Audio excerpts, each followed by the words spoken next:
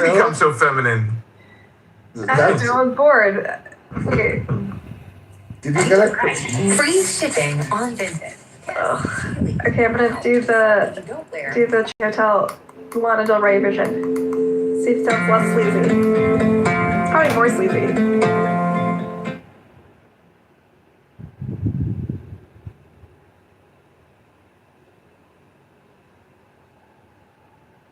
Something like 51 point some odd percent tails, typically 48 point some odd percent heads, right? And the reason is for one or the other, but it's neither here nor there. Like, there's always reasons that are going to be those relationships. It's not the government's fault that your family's fucked up.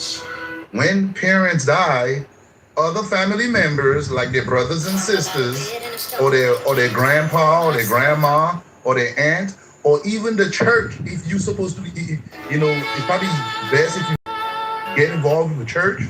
They're supposed to step up and take care of those children, not the government. The government, I would agree that the government can provide a subsidy or a check or something like that for extreme circumstances. But if I was in charge of the government, I would let you suffer, and you would be an example for other families on what family means, right? You can when you can narrow in on the background, like for example, their culture, what the level of education of their parents, the income of their parents, all of this shit, the race, everything. Okay, you literally see that you have disparate outcomes amongst different groups of people, and a lot of people say like, "Oh my God, that's racist." What the fuck does that mean, Charlie Murphy? What the fuck? I'm asking you a simple question. I'm asking you the following. It seems like you think it's a combination of both factors. I answered your fucking question. You just didn't like the answer I gave you. No. Look, that's why you're re-asked. I gave you the answer. I'll repeat the answer that you gave, and I'll show you why it's not sufficient, right? I'm asking you for a separation of other factors. You're just saying, like, look, if you look at all the results, and you look at their culture, well, they have different results, so I think it's a combination of both. Here's a better answer to whatever you're saying. Okay, I think that that's why I gave the example of the Southeast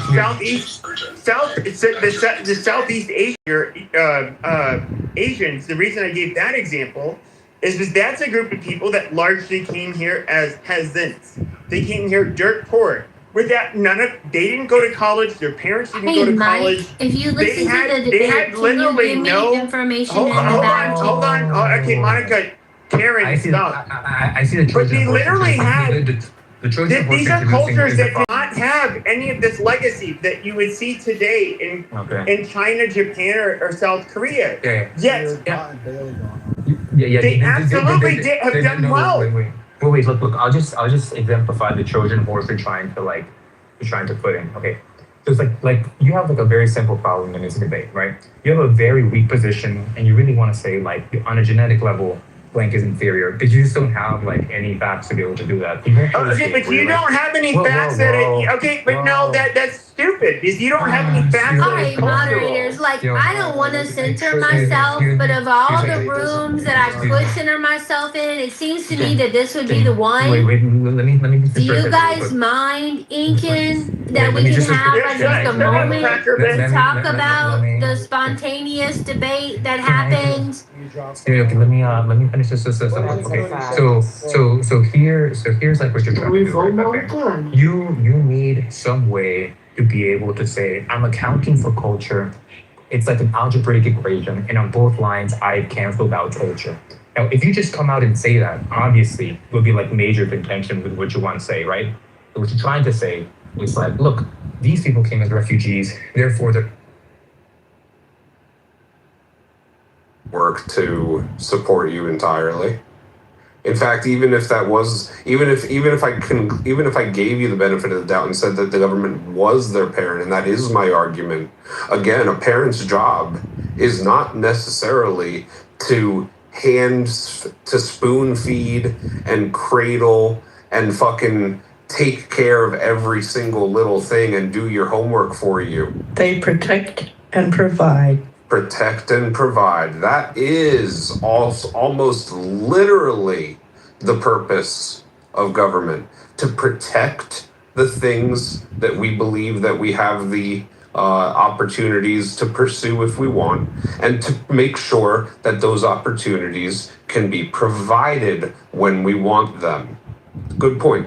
That was a parent definition too. No, that's a parent. That's not the government. That's a good point, Florida, but that's Florida, also the government's Florida. responsibility. No, it's not Florida. I'm sorry. I don't know where you get your philosophy from, but that has nothing to do with government.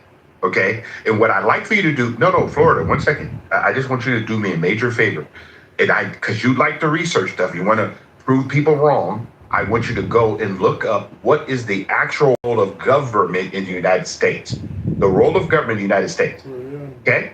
And then come back and explain to us what they should and should not be doing. So, okay, let's just take the two things that I'm claiming in this scenario are the role of government. So let's just start there and find out where we. I don't. Edward. I know you keep calling my name, Florida, but I want you to call me a major. You know why? Because I think sometimes you actually believe your own information without looking it up. I'm trying to see where we disagree, right? Parent. You're just telling me. You Joe do this B. thing told all you. the time. I do. You're right. You know why? It doesn't get anywhere. Oh, I know. Because you know why? You believe you're getting somewhere by telling everybody what you believe. No, Edward, I'm trying to see where we disagree so that we can try to make sure that we get on the same page. And then we can have a conversation about what we actually disagree about. The role of government. Right. So what did I say the two roles of government were? You told me parent. No, I didn't tell you that the government's role was to be a parent. I made it synonymous to that of a parent. What did I say those two responsibilities were? Okay, let me clarify. Let me repeat. To protect the things that we believe that we have the opportunities to pursue when we want to pursue them, to protect our safety and our and our rights, right? The ones that are granted to us in our ever beloved Constitution, the one that you reference so frequently, to protect that and also provide by making sure that the opportunities and those rights are afforded to us in a way that they're That's not what the Constitution infringed exists. upon. The Constitution consists of negative rights, not positive rights. Peppy, let him finish, Peppy. Come on. Edward, do you disagree with either of those two things? And if so, why? Well, the first thing I will disagree with is the government does not provide opportunity for me. The government's supposed to, number one, ensure that the rights that are given to me by my creator are not violated.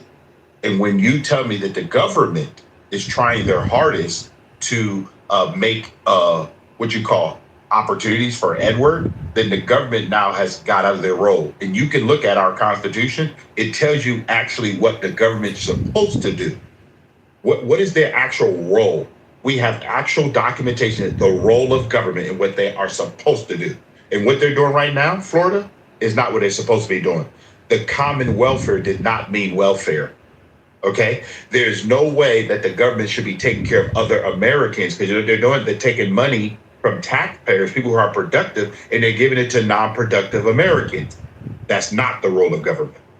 Okay, but we do agree at least that their role is in part to protect the fact that you get access to the opportunities that you want to access, correct?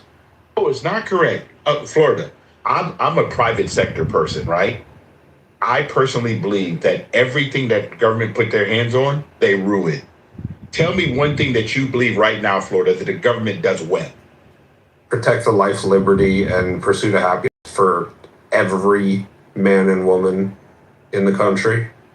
That didn't used to be the case, though, pre-1980s, pre-1860s, did it?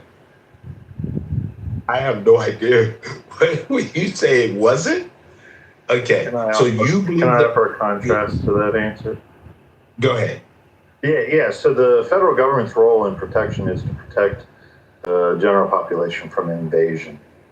And that's what it clearly states. Now, if you really were clever, Florida, you would say based on the Constitution, that the government would provide for the general welfare, right?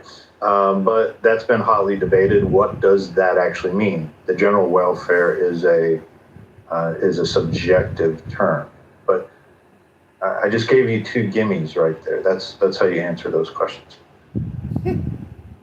Thanks, Joe. Appreciate you having my back. But anyways, go ahead, Jake. I responded to you based off the analogy that you gave with the 16-year-old with his brother, right? That's why I brought up the whole fact that that's not the government job to take care of orphan kids. Okay, now you keep trying to confuse the two, provide and protect. For example, right? My child comes home from school with some homework, right? It's too hard for him. It's my job to provide guidance for my child. That's not the government's job, right? So when the government provides, they're not going to provide that. Hold on, I'll give you another example, and I'll end it right there. If my child comes home and they want to know, about sex, right? And or pregnancy. Let's say it's my daughter, and she want to know about pregnancy and the effect of it, right? Not the physical effect, but the mental effect, right? Something to do with emotion and their mind. That's not the government job to provide that kind of protection for my child. That's my family's job. That's my job. You see, what you're doing is you're inviting the government into your parenting by saying that the government is supposed to provide for your child. You're supposed to provide for your child, right? If you're in an area where there are certain types of jobs, it's your job, it's your responsibility to gain the skills to get that job. The government they're not supposed to give you a job or give you any money, right? No, not right. To be equal, there would have to be universal basic income. But I said I was gonna land right there, so I'm gonna land right there. Go ahead. So when it comes to quote unquote sexual education, STD testing, preventing pregnancies, things of that nature, it's always incredible when we have good meaning, well-intentioned, and capable people within the communities to be able to provide and help out when necessary through the private sector. That's always preferable. I agree with all of you on that. It used to be the case back in the 60s that the religious organizations, such as the ever so beloved churches that you all don't go to on Sundays, that those would account for like upwards of 40 or 50% of the quote unquote charitable givings in this country. Today in 2026, the role of the church in charitable giving and community contribution has been diminished down to somewhere between 20 and 25% of the community's external sort of sourcing and resources of availability. Source, please, sir. Regardless, with that being said, I want to respond to that. Real quick, just to land my plane. Just land it.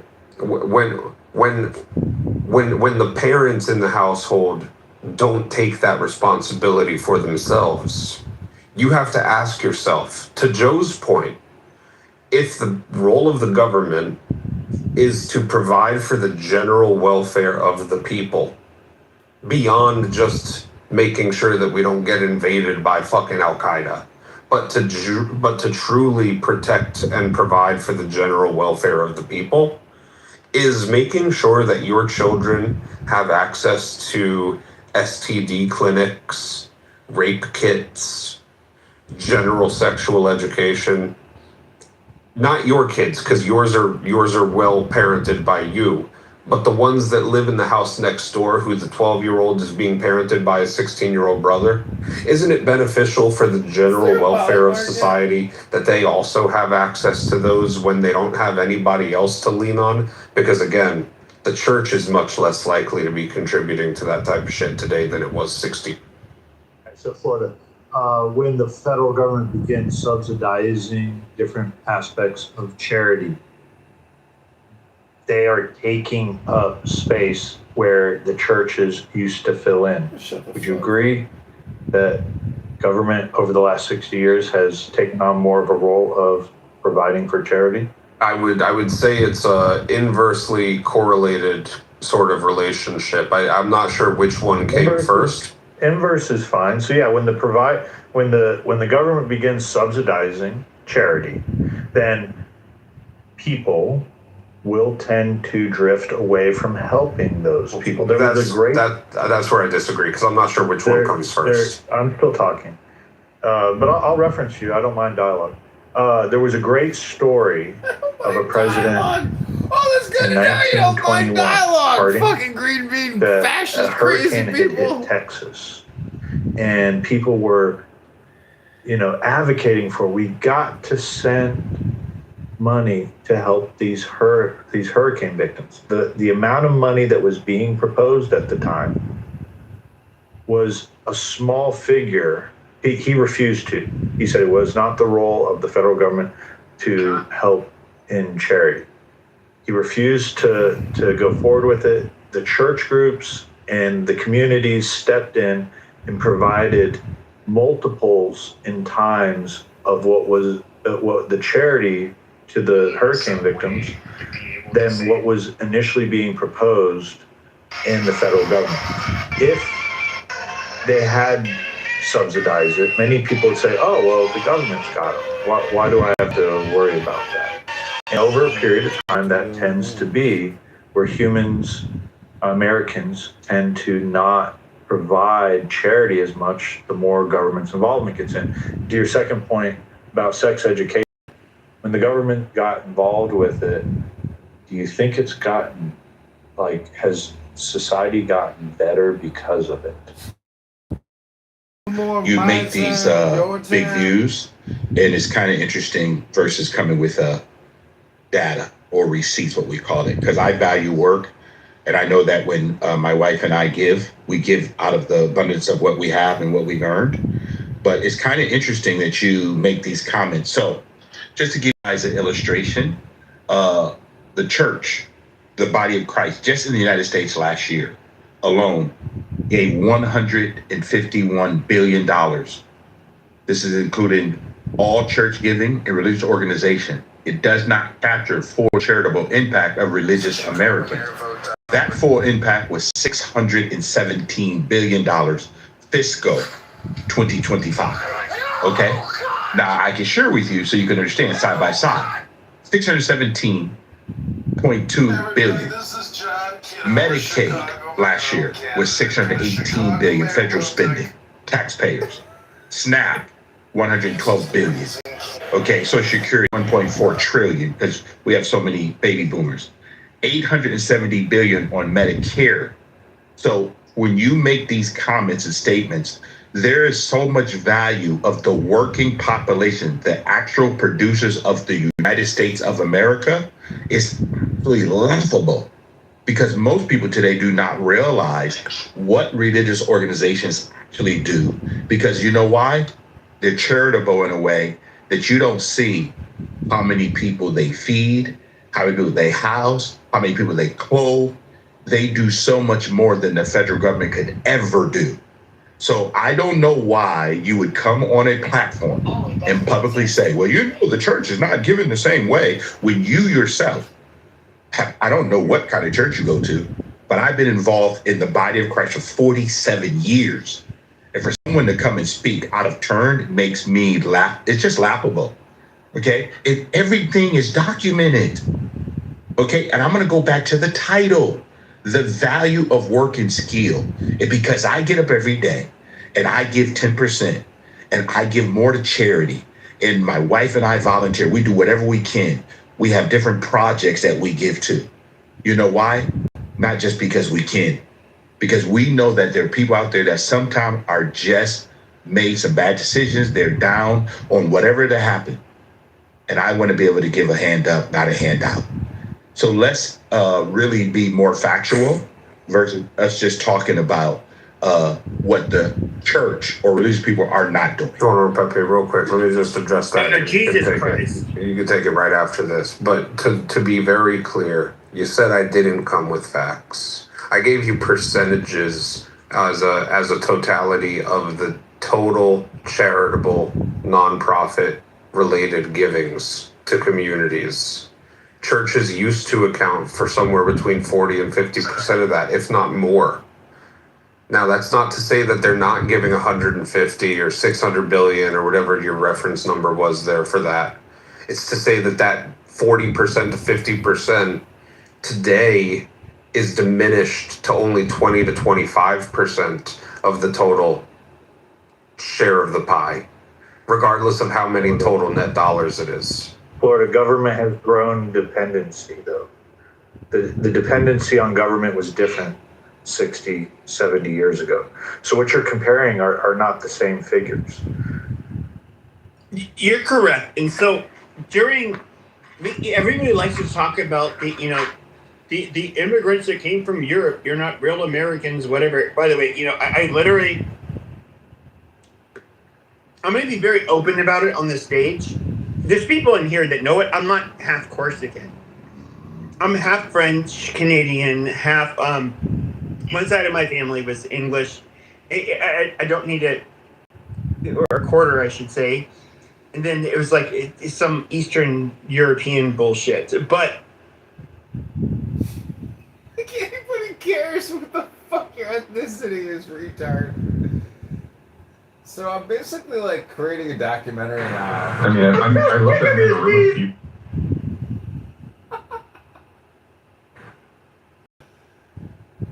I've basically moved on. And it's like a dictatorship. Let's get to the music.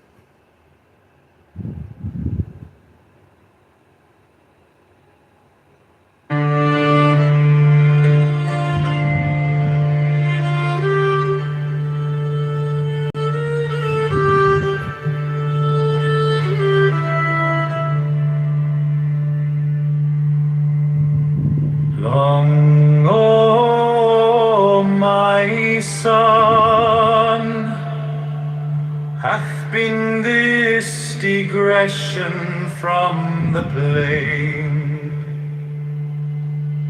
path of my word concerning children. But it was most needful that thou shouldst understand the limits of true liberty. For that is not the will of any man, which ultimateth in his own ruin, and that of all his fellows, and that is not liberty, whose exercise bringeth ill to bondage.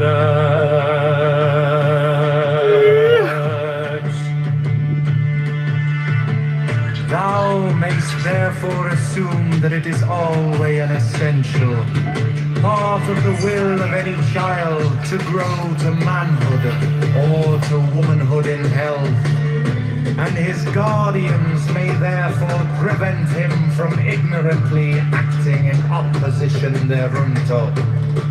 Care being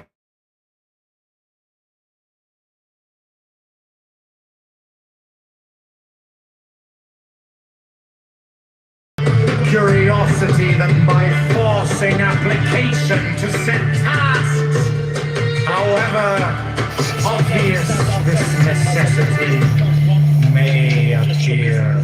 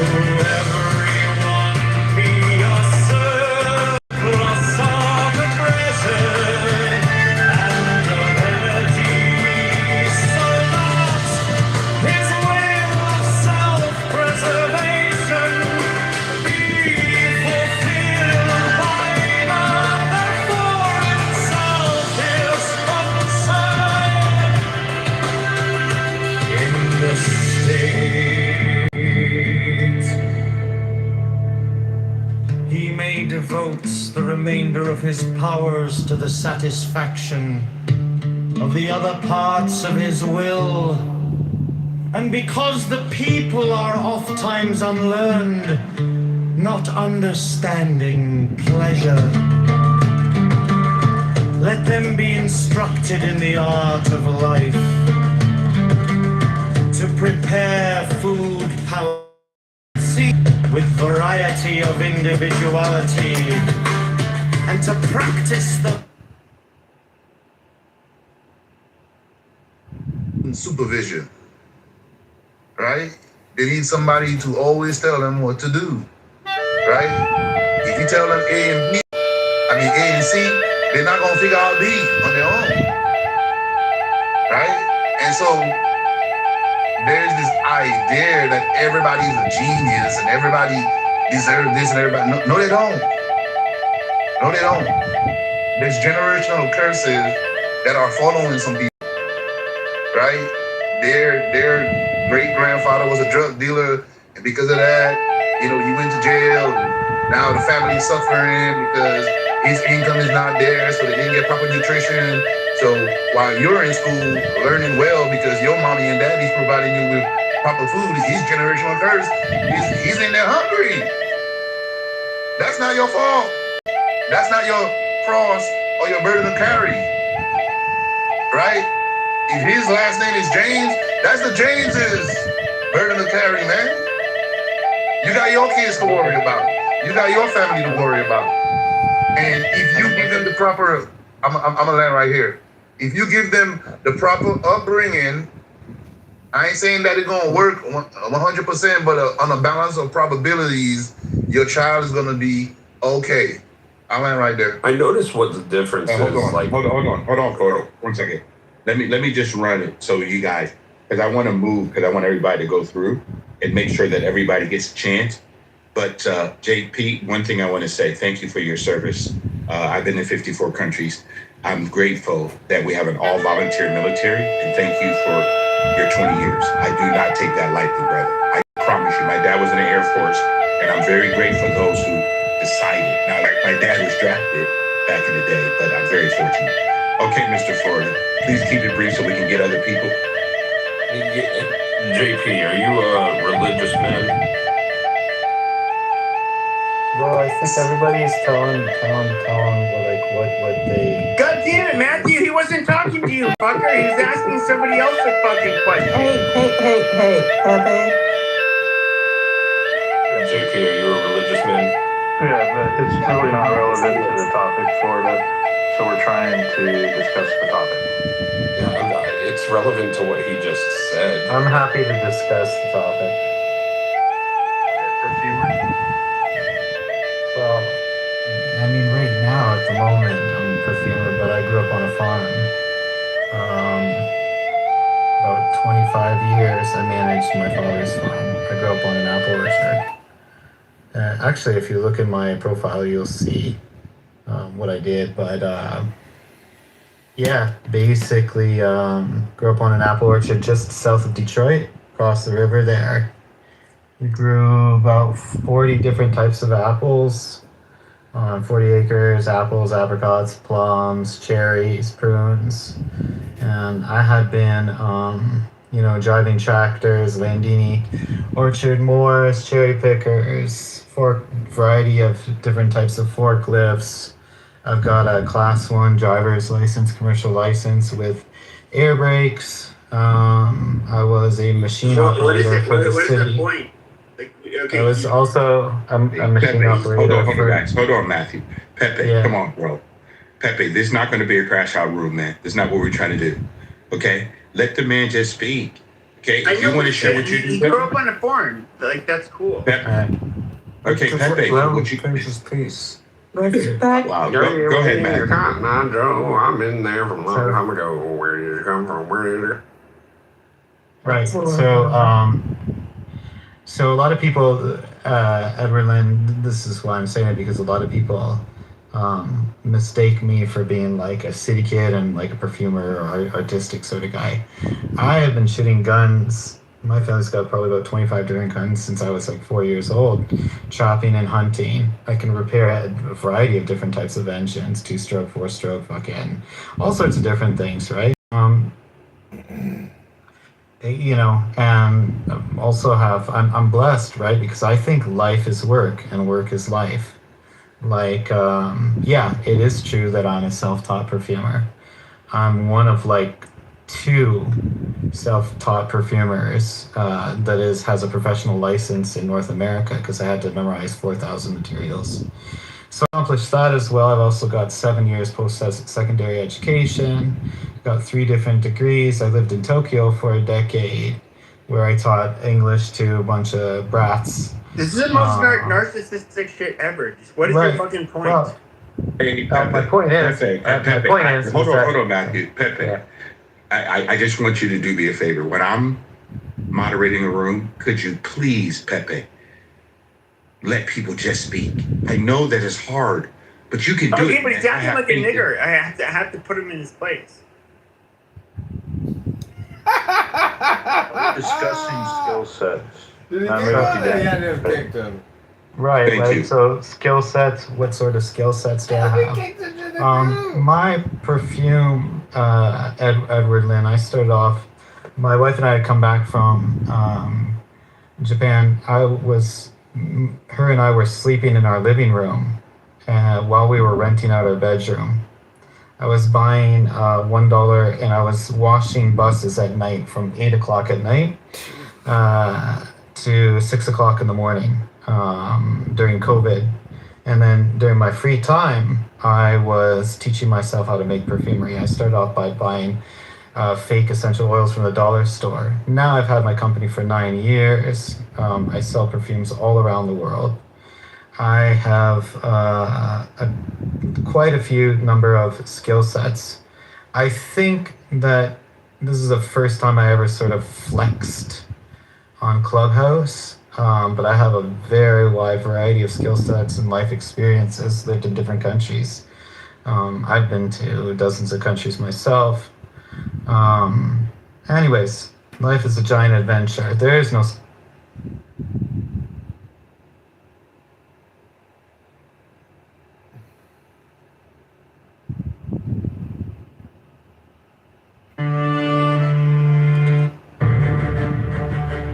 Consider the bond or a cold climate, how it maketh man a slave. He must have waxeth, so that he is master of such men as live in lands of sun, where bodily needs are satisfied without struggle. Consider also him that willeth to excel in speed or in battle, how he denieth himself the food he craveth, and all pleasures natural to him, putting himself under the harsh order of a trainer, so by this bondage he hath, at the last, his will. Now then, the one by natural, and the other by voluntary restriction come each to greater liberty. This is also a general law of biology, for all development is structuralization, that is, a limitation and specialization of an originally indeterminate protoplasm, which latter may therefore be called free in the definition of a pedant. There shall be no property in human flesh. Every man and every woman has rights indefeasible to give the body for the enjoyment of any other. The exercise of that right shall not be punished either. By love like the there shall be no penalty either by loss or curtailment of liberty, of rights, of wealth, or of social esteem. But this freedom shall be respected of all, seeing that it is the right of the bodily will. For this same reason thou shalt cause full restriction and punishment of any who may seek to limit that freedom for the sake of his own profit, or desire, or an ideal. Every man and every woman have full right either to grant or to deny the body, as the will speaketh within. This being made custom, the evils of love, which are many, extending to the restorments not only of body, but of mind, and that in obscure cause shall little by little disappear from the face of his unspeakable glory! This is reality in human bones. Let him think as he will concerning none of us, but let none seek to impose that thought upon another by any threat of penalty in this world or any other world.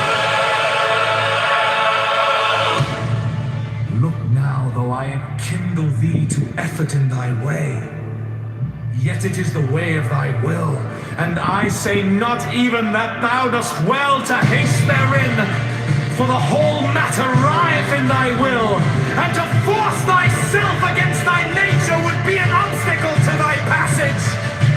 But if I urge thee to run well this race as an athlete, it is because I have perceived in thy nature that fierce lust and mighty concentration in that will, and I write this letter unto thee, knowing well that thou wilt rejoice exceedingly therein, since it is an expression of thine own will, and it may be a disguise of which thing thou vehemently seekest, I charge thee, therefore that thou permit not to tyrannize any other in thought, or to threaten, or in any other wise to blaspheme the great liberty of our Father, the Son, in the great cosmos, or of his viceregent in the little. I shall free your property, living among the earth. Let each think as he will concerning words, but let none seek to impose that thought upon another by any threat of penalty in this world or any other.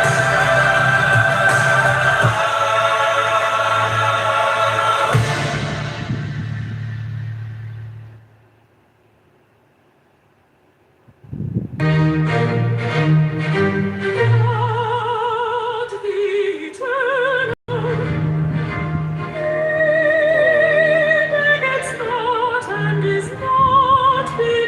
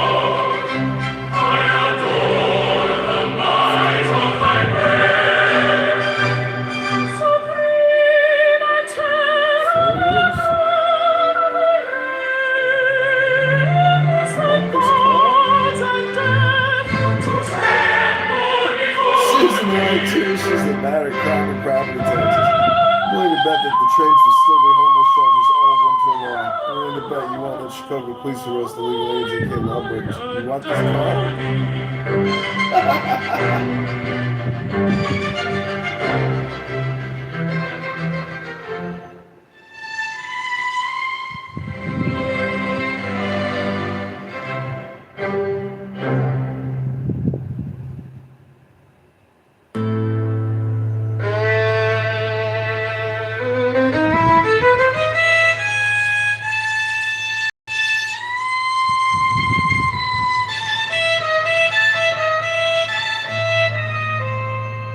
There is one light of the sun, though it is distributed. Over walls, mountains, and other things infinite there. There is one common substance, though it is distributed. Among countless bodies which have their several qualities. There is one soul, though it is distributed among infinite natures and circumspections. There is one intelligent soul, though it seems to be divided now in the things which have been mentioned, all the other parts, such as those which are air and substance, are without sensation and have no fellowship. And yet even these parts the intelligent principle holds together, and the gravitating towards the same.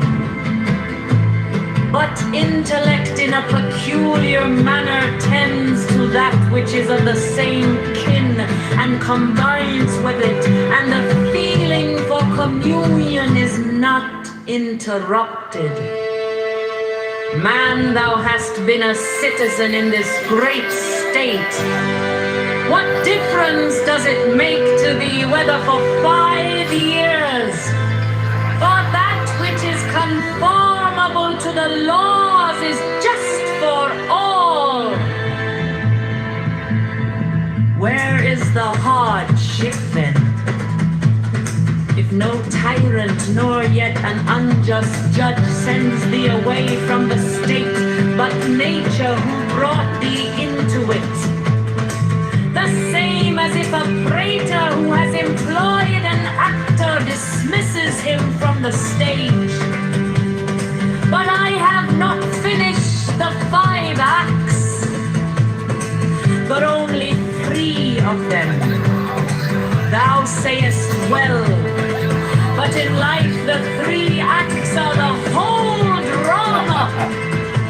For what shall be a complete drama is determined by him who was once the cause of its composition and now of its dissolution. But thou art the cause of neither depart than satisfied. For he also who releases thee is satisfied. When thou hast seen Cytiron Socratic, think of either Eutyches or Pimen.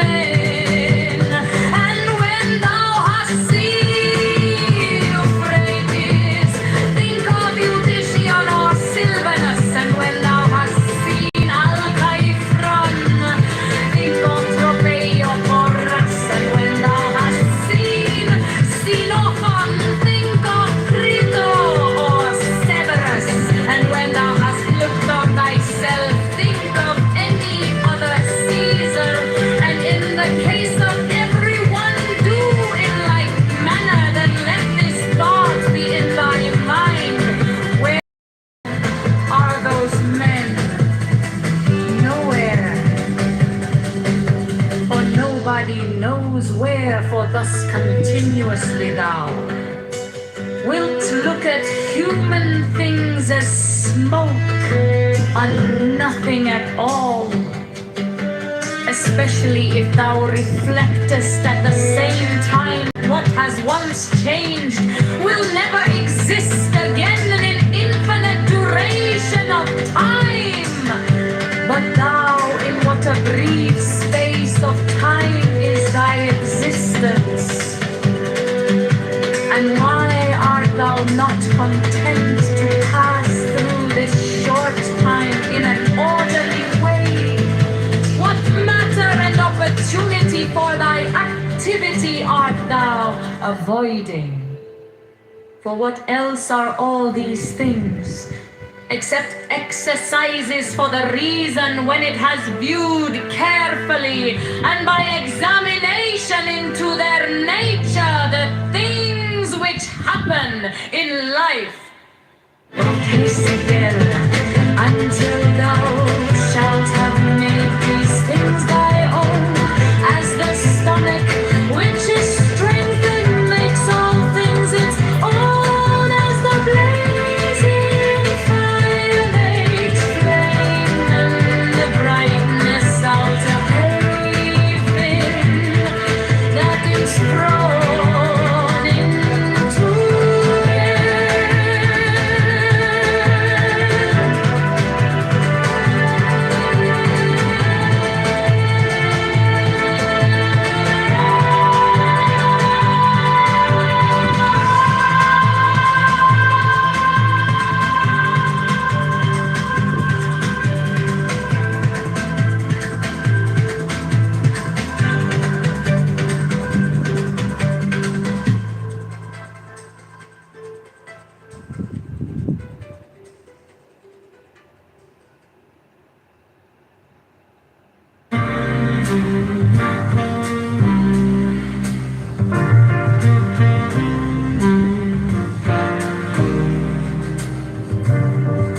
There are 7 keys to the great gate, being 8 in 1 and 1 in 8. First let the body of thee be still, bound by the cerements of will. Corpse rigid, thus thou mayst abhor the fidget babes that tease the thought. Next let the breath rhythm be low, easy, regular, and slow, so that thy being be in tune with the great seas Pacific soon. Third, let thy life be pure and calm, swayed softly as a windless palm. Fourth, let the will to live be bound to the one love of the profound. Fifth, let the thought divinely free from sense observe its entity. Watch every thought that springs, enhance hour after hour thy vigilance, intense and keen, turned inward miss. No atom of analysis, fixed on one thought securely pinned, still every whisper of the wind. So like a flame, straight and unstirred, burn up thy being in one word. Next, still that ecstasy prolong, thy meditation steep and strong. Slaying even God should he distract thy attention from the chosen act. Last, all these things in one o'erpowered time that the midnight blossom flowered. The oneness is yet even in this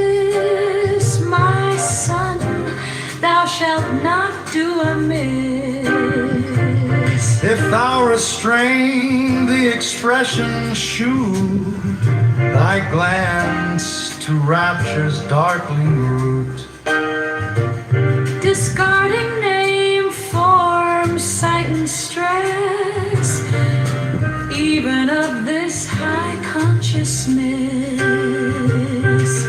Pierce to the heart, I leave thee here.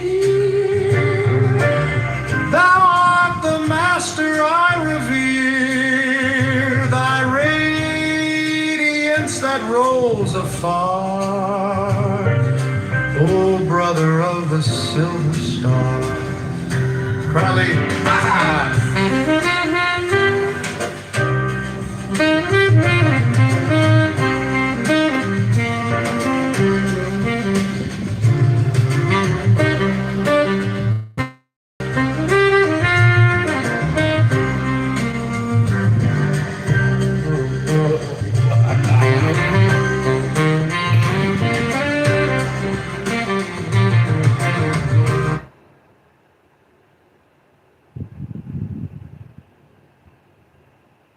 worth the time and effort?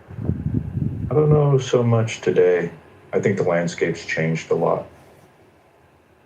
And I'll land it there, unless you're curious of why I think the landscape changed. Y'all talking about what y'all still on Clubhouse for? Yeah, that's just what I was posing to the room. The question, like... Man, I'm on here, to be honest with you, man, because I like to talk to people. I like to listen to arguments. Sometimes I like to argue. But mostly I think it's a habit. We creatures of habit. You get used to doing something for enough time, you're going to go back to it every day. But like I told y'all earlier, like in my life, it's certain conversations that I don't get to have on the regular. I can't have certain conversations around everybody around me. So that's really what I be on here for. The initial purpose for this app was we came on here for music. We was on here to talk about our music, promote music, but obviously it changed. So, yeah, that's really it. I can relate to that, Rob. When I first got into doing social media, audio, and politics, it was largely because my friend circle and family got absolutely tired of me talking politics to them. Yeah. I got a room on this app, bro, that's like, these are my real life. Most of them, we really knew each other before this app. But it's a running joke. They be like, all right, Rob about to talk about the education system. All right, now you be safe. Rob he won't want to talk about politics. So it's like they get to doing something stupid. I say, hey, I'm about to talk about the education system. I bet y'all shut up. And then it's a running joke. But yeah, that's really what it is, man. Conversations that you won't normally get to have. That's just what it is. I think you hit another really good point. The dopamine hit that we get, the habit of you got a lot of 100s on that. And I think a lot of people agree about that there's, I don't know, I guess there's an addictive nature to the ride. What is the addictive nature? Because I 100 you too. It is kind of... I mean, I equate it to this, man, like me being a musician, an artist, and a performer. Like, I know what it's like, man, to have people standing in front of you and you being received positively. That's, to me, that's the main reason why I still make music, is because I like the response to the performance. So I think, like, you put that on this side, most people have probably never had 10 people come show up and listen to them do anything. So when you got this app initially and you got people having thousands of people on this app listening, it's like, yeah, hold on one second, let me do my job.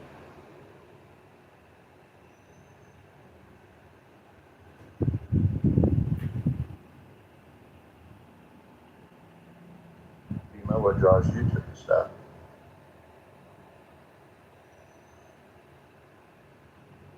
Yeah, slow season for me. I had to stop my real life. I had my little world passed away, and then the next day I thought, so I moved. and I wanted to give my girl the best rest of her life because I knew that she was going to go. And so I took it was originally supposed to be 6 months, but I was blessed with making good, and I don't want to say that they were good decisions because I don't want to pretend like I'm financially literate, but I'm going to say I made decisions that allowed me to do this, where I didn't have to work. I was very lucky. I got into a particular crypto and things were wonderful for me. And so I had an awesome opportunity to just spend every last waking moment with her until she left. And then my plan was after she's gone, now I wasn't on Clubhouse yet, and after she was gone, then I would pick up, I needed to leave right away and go back to my real life. But the day after we buried her, my father ends up having a massive heart attack. A week after that, my mom got diagnosed with terminal cancer, and then my grandmother, they were taking her in because she had gotten dementia, and it was just the planned week that she was supposed to be coming in. So out of my siblings and I was in the best position to, okay, looks like I'm not going anywhere. God put me in this position for a reason. I was supposed to be here. So I was here, and I've been taking care of the family. It was really grim for a while, and it was like running a hospice, basically. Worse. And my mental was just going crazy. And so I came to Clubhouse. I actually got invited by this guy named Mark, and I don't remember his last name, but he ran a channel called Liberty Bluebird, I think, something like that. And him and his partner, the guy who does most of the talking on Liberty Bluebird or whatever, he still does these talks every once in a while and occasionally. But then I found that channel, and then I found why do I want to say Mr. Roger? That wasn't Roger. I found Roger's room, and that was great. And I was loving Roger's room until October 7th, and then that just dissolved. And then I found Chillism, and Chillism kept me busy, so I wasn't like just completely. I mean, like when I'm talking like the lugubrious rut you could possibly imagine, like that's what I was in every single day of my life. As I'm doing this, the love of my life is also going through his own situation. And so he had to go, and it was rough. So Clubhouse basically saved my life. Everything is now pretty stable, as stable I think as it's gonna get, and everything's looking up. So sometimes, I'll be honest, I get sad and I come back to Clubhouse because there is the dopamine, but more so it's almost like I met people, and these people were just comforting, and it was nice to have people to rely on, to be able to talk to every day. And I know that people give me criticism for saying, because I was really dumb, and I used to consider people my friends, and I got hurt really bad. I don't regret it though, because it's okay. I understand people are gonna people, but yeah, I look at people like you guys are my friends, and I have like a very soft spot for all of you, every single one of you, even the people that you think you could imagine that I would definitely say that it's not true. I do. I have even a soft spot for them, every single one of them. I don't hate a single person on this app, not a single person. I don't have a single hateful bone in my body for anybody. There is a group of people that I like to stay away from because it's just good for my mental health, because they hurt me. But yeah, so Clubhouse, the dopamine addiction, to go what Rob said, that was insane at one point, because after I got hurt by this group of these people who I thought were my friends, I had to step away from the app But I tell you, I was suffering from it. And it was just like, I realized, oh shit, I got an addiction. I got a bad addiction. This is bad. But then that helped, like the time away from the app helped me. And so, yeah, I come back. Slowly, my time has been getting longer and longer away and away and away. But there's a couple people that pull me back, and you guys help me. Like most of the time, I'm taking care of grandma or taking care of somebody. I'm like, I'm always cleaning something. But it's really nice, and I love you guys. I love all of you. Thank you for being nice to me, and thank you for being my friends. And the people who are mean to me, that's okay too, because you gave me thick skin, and I appreciate that too.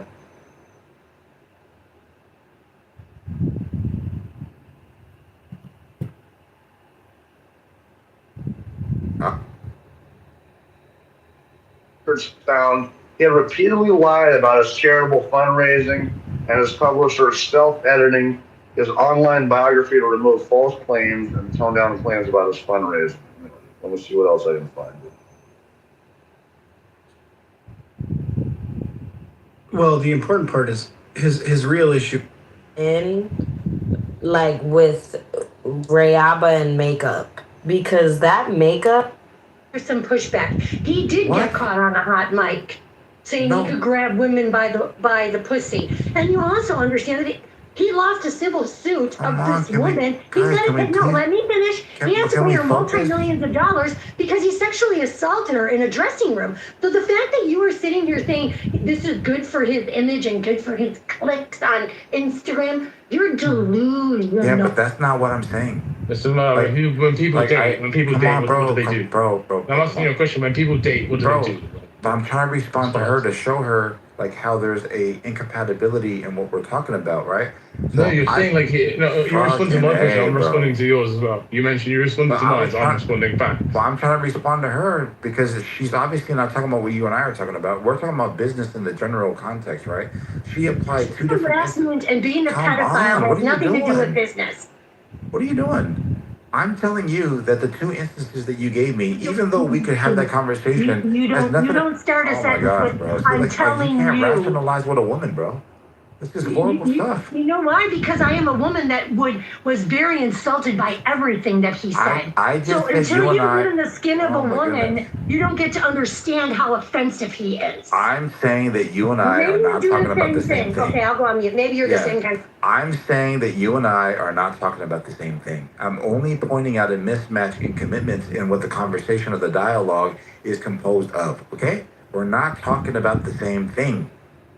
If we wanted to talk about the same thing, that's fine. We can have that conversation. But I'm just identifying that what you brought up, your two instances, grab him by the P word and the other instance, is irrelevant to the general conversation about business and branding and how influencers say controversial things that aren't actually real for impressions and for clicks. And 90% of, not even 100% of influencers don't run for the presidency of the United States. Oh So you are such what are an you guys idiot. doing, bro?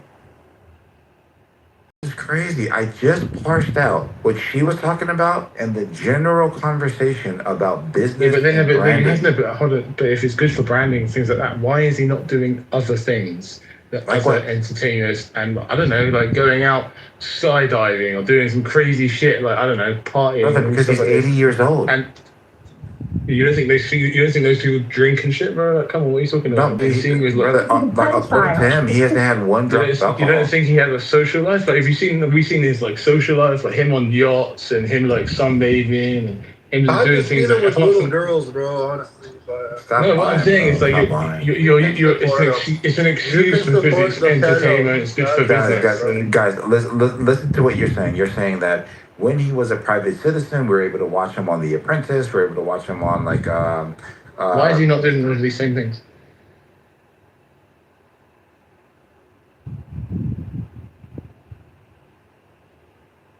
At all, as a result of the conversation? Over 12 years of doing social media audio, no. Actually, I think more people have come my way in that period of time. And I can tell you, I can almost identify the things that I've been really wrong on Wait, politically can I over the name years. one? Can I name one? There was a debate that you did with Kanye on individualism and collectivism. Remember? Yeah, I remember. And you went into it. But I definitely. So there are issues that I've gotten wrong. Here recently, I guess the biggest one would be aspects of what Trump sold during his campaign and the effectiveness of his administration on certain topics. However, I never actually believed that Mexico was going to pay for the wall. I always realized that was a good campaign rhetoric. But some people buy into that stuff. And some people look at it like they hold Trump to that, like, oh, he promised it. He promised it. And it's like, I do realistically look at the president as something that to win, you almost have to oversell because you still have to work with the legislature. But there's a lot of things I've been right on. I was definitely right about Joe Biden, definitely right about COVID here on Clubhouse specifically. Was definitely right about Trump coming back and winning. I remember standing, it was pretty lonely in a couple of years there where a lot of Republicans on this app, they were no longer Trump supporters. And Matt and Beaver, I don't know if Beaver's even here, but Matt and Beaver, they were true believers. They never gave up on it. True believers. So yeah, there's some things that I've been right and wrong on for sure. Florida, for human. Yeah, for sure. I agree with feeling like I was oversold on the Trump campaign. And, you've seen my political ideology, or at least my dispositions, at least, change quite drastically since. Did you vote for him? Yeah. There was three things. Number one, the immigration. The crisis seemed to be getting worse every year, the Biden campaign. Number two, the LGBT rhetoric seemed to be getting pretty fucking extreme and pretty wild and wacky on the leftist side. And number three, I kind of started to become an accelerationist as a result of being on this app and talking to motherfuckers like you guys. The Pepes, the Jacques, the fucking Dr. Responsibles of the app, the Groiper Party on the app. The idea that, fuck it, this whole thing is going to shit. None of it's going as I would prefer. Let's just pick the worst possible guy for the job, possibly. Or the most extreme guy for the job at the very least. And see if some sort of extreme policies sparks some sort of extreme outburst and radical anger amongst the population to try to get everybody back on some sort of mutually agreed upon understanding that the government's not out to help us at all and we need to reconsider everything about our modern political system. Unfortunately, that accelerationism has not yielded the fruits that I was hoping it would. Things only seem to be getting more. What brought on the black pill? Is that the accelerationism you're doing? Yeah, that's kind of what I'm talking about. It's like a black pill. It's definitely something I've noticed now post-Trump presidency with you more so than prior. Was Trump an effect of that, or was Clubhouse? No. I think over the course of my life, and then seeing the Trump one term, and then seeing the Biden term, not only the government itself, not only the politicians themselves, but seeing people, actual people, both online and in real life, becoming more politically driven, becoming more extreme, more unfriendly towards the other party, more radical in their beliefs. Like, it's all been so sensationalized, and it's been growing up to the point that it's at now. It's like, who are you? That I was just like, who are you? you know, if it was up to me, I would fucking have had Ron weight. Paul elected It's got no in weight. 2004 So stupid. or 2008 or 2012. If it was up to me, I would have had fucking Fart in a bucket. Thomas Massey or Justin Amash elected in 2020 or 2024. But apparently my style of politics don't lend well to the general populace, or at least the donor class who's able to convince the populace that those types of politicians aren't worth the weight that their fucking names are signed on, of the paper that their names are signed on. And so I just said, fuck it. People are crazy. Things are getting worse, but maybe they just need things to hit absolute rock bottom in order for everybody to try to take a step back, reset, grab hands, and say, we need to transform the system. And Joe, I thought maybe Trump is the guy. If he's not the worst for the job, he was definitely the most extreme and the most polarizing for the job. So I said, fuck it. Fuck it. Let's give this guy a shot. Let's see, maybe, number one, I think he will fix the border crisis, because he did it during his first term with the Remain in Mexico policy, and that was great. I don't have an issue with that. Number two, the LGBT shit. I don't want national or federal legislation across the board regulating those types of policies, not even in the sports.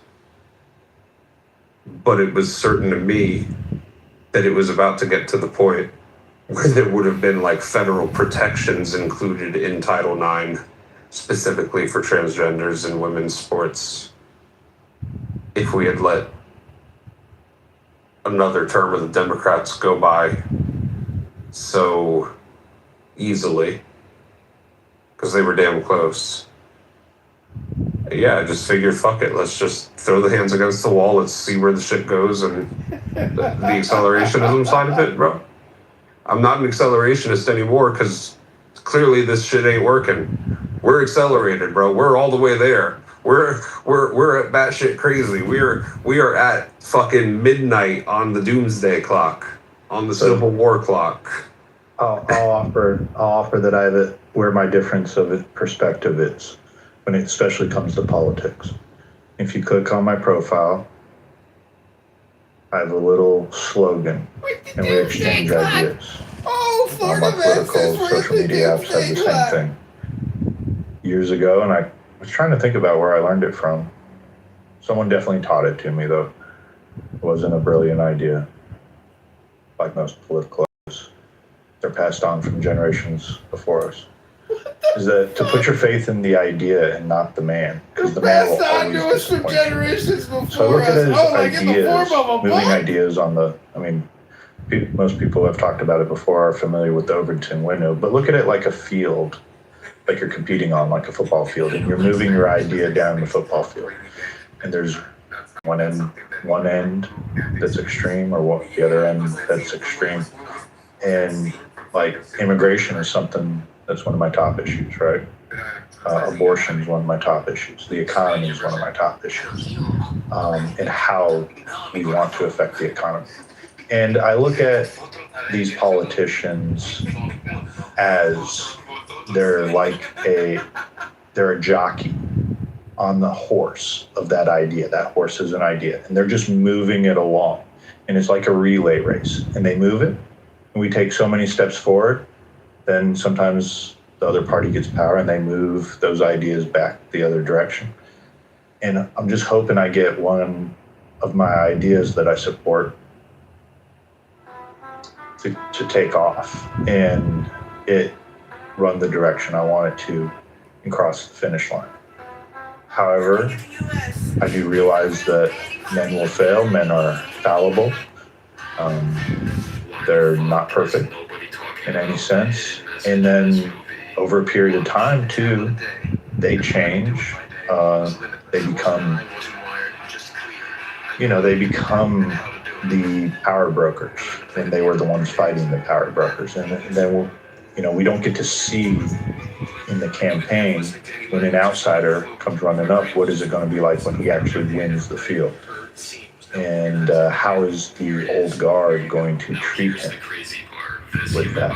So those were things that were interesting to see with Trump. I always knew that the old guard Republican Party, which I've largely been against for the last 20 years, I guess, maybe post George Bush, so what would that be, 17 years? And I've always seen, it used to be Boehner and different ones. And I joined the Tea Party and I saw, it was like the Republican Party, literally when I got involved with politics, was all old white men. It has definitely changed more so now, but the meme was correct, especially when Obama won.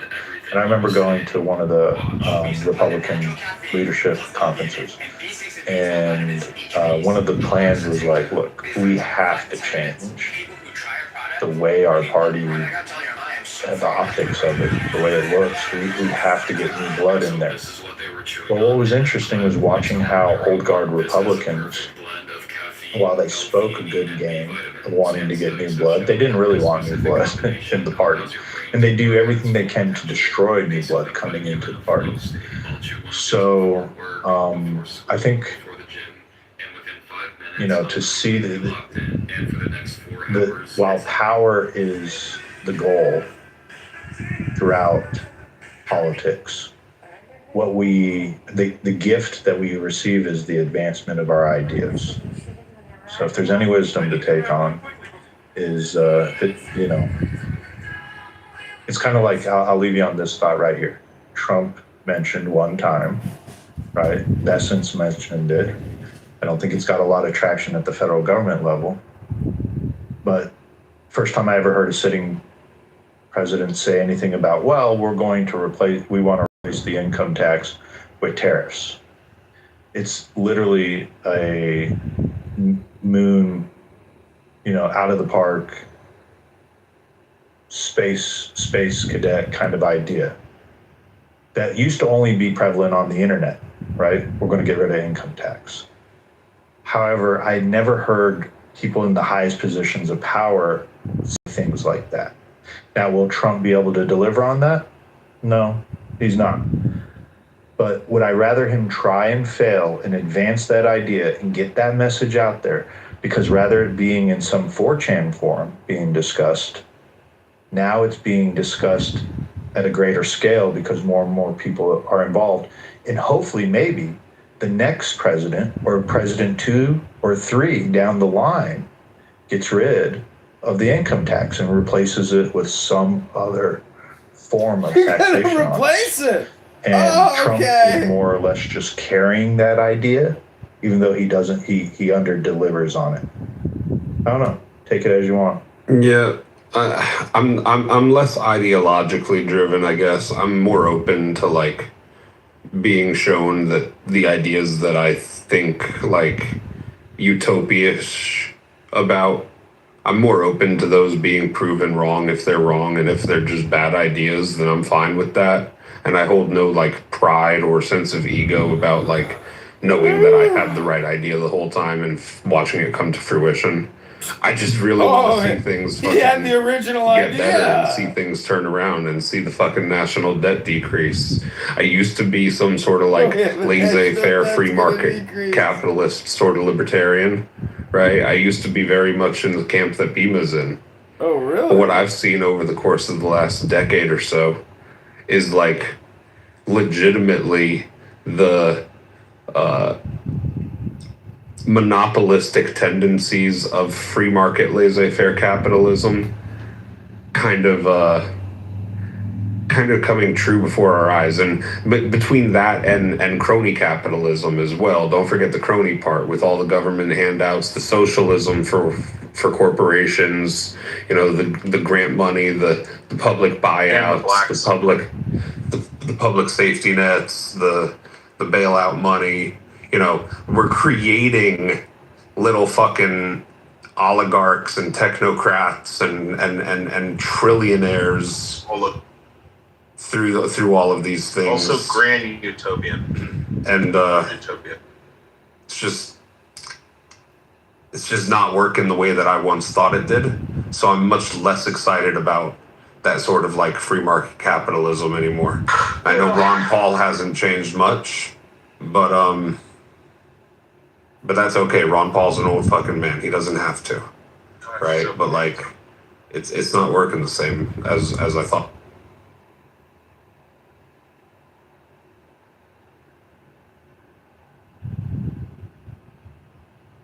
How do you replace a set of elites in one country? You say, how do you replace the what? How do you replace a set? Every country has a set of elites, right? Every country. Oh, how do you replace those elites? I don't know if it's so much about replacing them, Joe. It's about checking them. Making sure that they know that just because they're the wealthiest doesn't mean that they're the best. Just because they have the most money doesn't mean that they're the smartest. Just because they have corporations that everybody values doesn't necessarily mean that they should be the most powerful. I don't know what checking them means. Like, do you want to have like a conversation with them, or like what do you mean checking? Checking, like knock them down a peg? What would that look like? Number one, ending corporate bailouts for these companies that are too big to fail. I can understand in a sense where that can yield some sort of economic turmoil. But at the same time, what you have is people who have massive business operations in the desire to grow their corporations and their stock prices. They're willing to take increasing amounts of risk in order to try to yield some sort of large benefit for it. And if they fail, they know damn well that someone's going to be there to catch them when they fall. So ending that and creating more strong regulations and checks and investigations into anti-money laundering,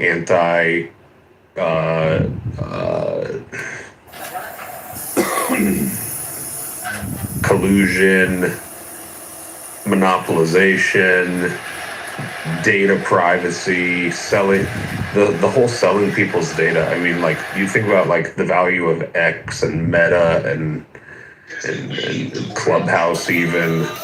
Like, these companies are certainly selling our data. Oh, really? Wow! Thanks for the great read. Thanks for the great privacy has been lost due to the Patriot Act, we due to lost all our privacy. Section, what is it, 204 of the internet? Something. Help me out, Joe. Yeah, whatever, you know.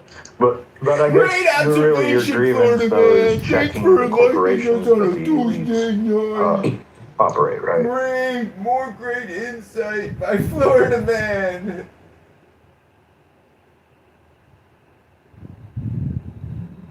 Not just like the Iran stuff, but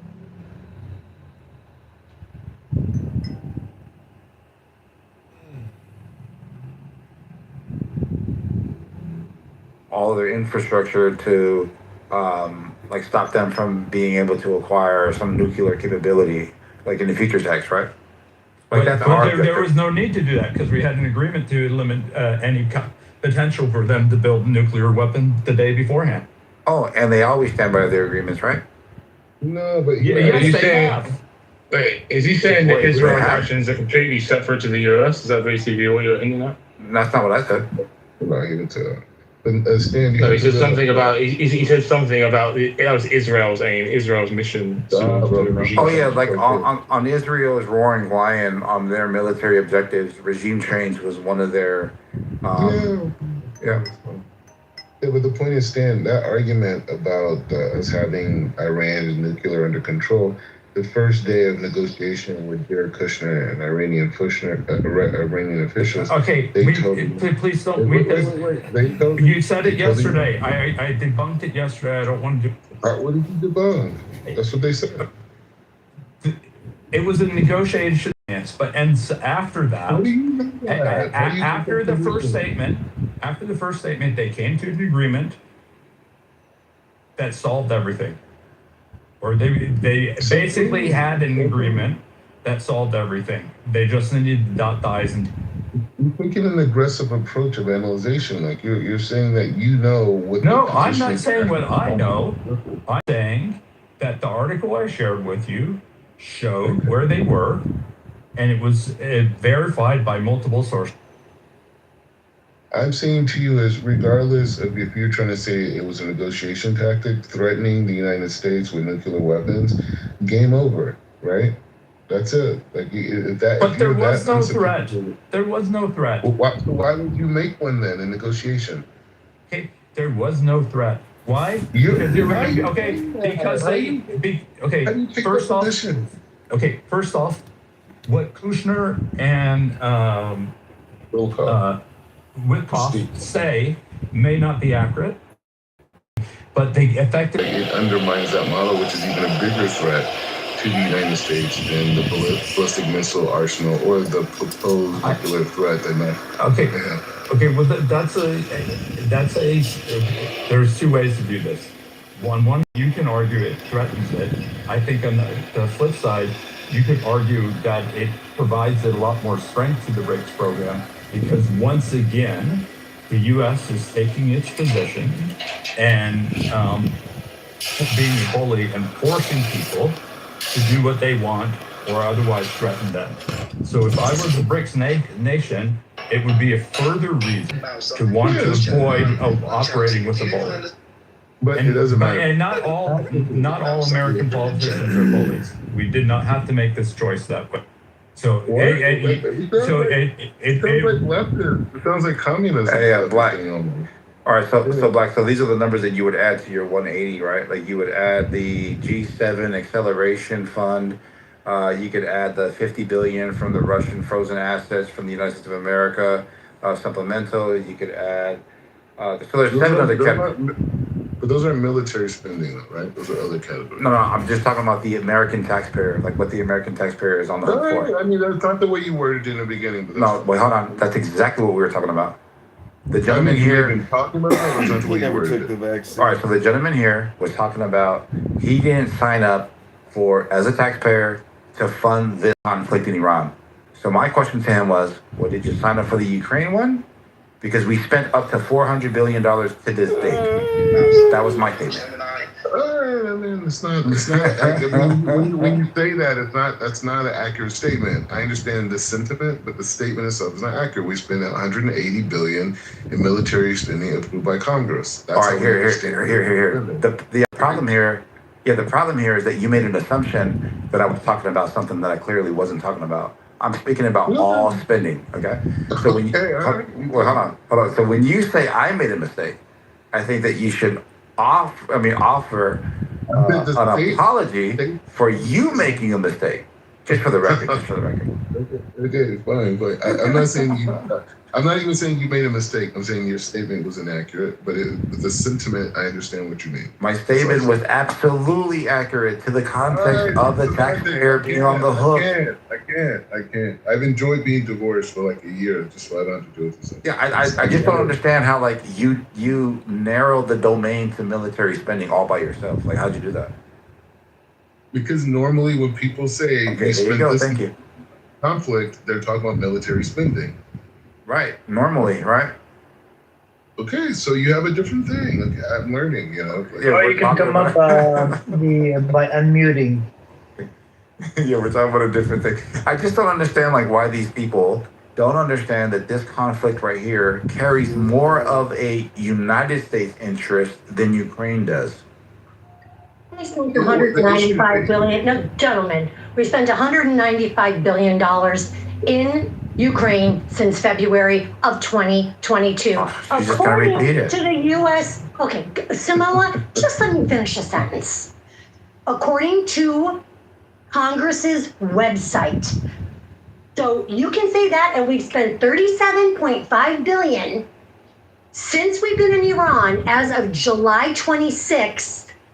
2026. We're on track because this is going to be a 5-year war in Iran, or at least a 3-year or 4-year until our next president. Oh my God! Until our next president comes into office. Absolutely not. We're not. Samoa, you know what? You are just like a little. You remind me of my 4-year-old grandson that has no self-control with his mouth. None. You need to learn to listen, not listen to respond. Discipline. Get him. He said it's going to be a 3-year war, bro. Crazy. Donald Trump, your boyfriend, Donald Trump, said that we would be out of there in 60 days. How long have we been now? So we're not. For the next generation after us to have a more perfect union. That's my opinion. Oh, the next generation is gonna go have a more perfect union. Are you kidding me? These fucking people are fucked.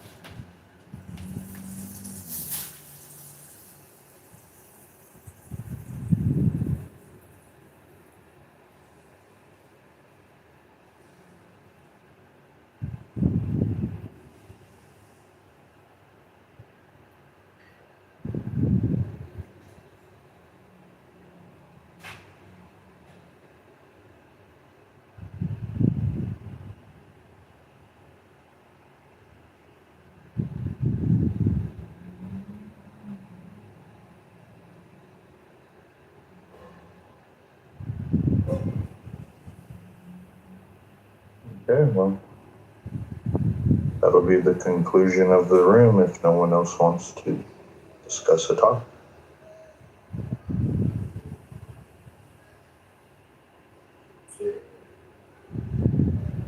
What's up, Joe? Dr. Adams. What's up? I gotta say, I've been impressed with your trolling skills lately. You're one of the top-notch ones on here. You know, I'm a little disappointed in you, Joe. A big part of American history died tonight. You know, we lost a few patriots tonight.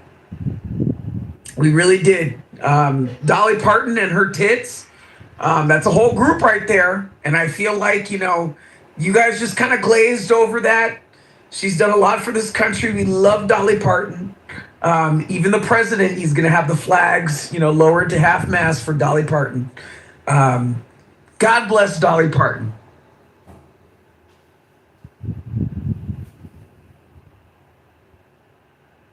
You're right. She was a gem, American gem. Are you familiar with her story when she got in place, when she first hit the scene and stuff like that? No. Can you care to share it with us?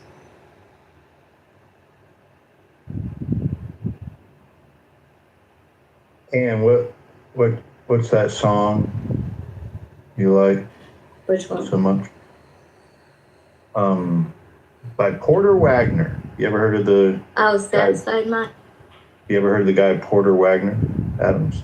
Porter Wagner had like a variety show. He was a pretty successful musician and entertainer back in when television didn't have color.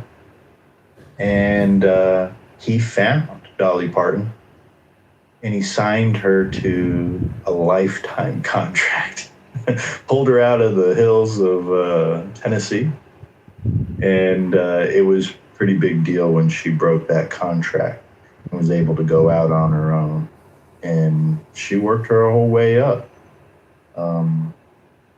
So I think some of the struggles like in the music world today, there's others that have that similar story where, you know, they're this supreme talent. I think Michael Jackson with his family and his father, right? I don't know, I'm not familiar with it as much, but maybe Justin Bieber, when he was younger, he got older, had to do something similar. I think there's other musicians that have had to go through that. And these are like your mega stars, where they have to like break away from that awful contract.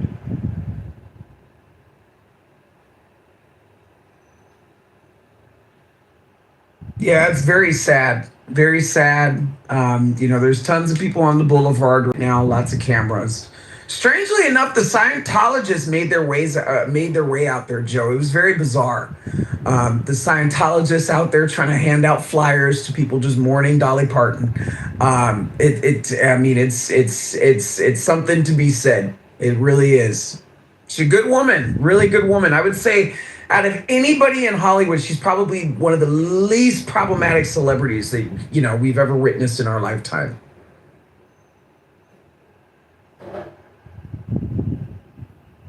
Yeah, I'd have to agree. I don't think we ever heard anything bad about Dolly Parton. She's about as sweet as could be, and it always shone through her eyes. A lot of people have commented about when you meet her, she's very down to earth, and she's just like how you would imagine. And she wasn't full of herself and as successful as she was, and I guess that's a rarity today. And she wasn't trying to tax anybody either. You know, I said it the other night, and I feel bad, which is why I had to say it. I was like, damn it. You know, the Democrats, if there's anybody that's going to go this election season, it probably should be Jane Fonda. But, you know, Dolly Parton never tried to tax anybody. I heard she actually left a part of her royalties to underprivileged black children in Tennessee. I Will Always Love You, that song that Whitney Houston did a wonderful job, but Dolly Parton wrote and performed before Whitney Houston. Dolly Parton's a kind soul, really kind soul, better than Jane Fonda, and a much better wig too. I will say that Dolly Parton had a much better wig than Jane Fonda. Gone too soon. Yeah, you're right. Jane Fonda, I tell you what a traitor that is. She's just the evil, you know, they call her the godmother of CNN.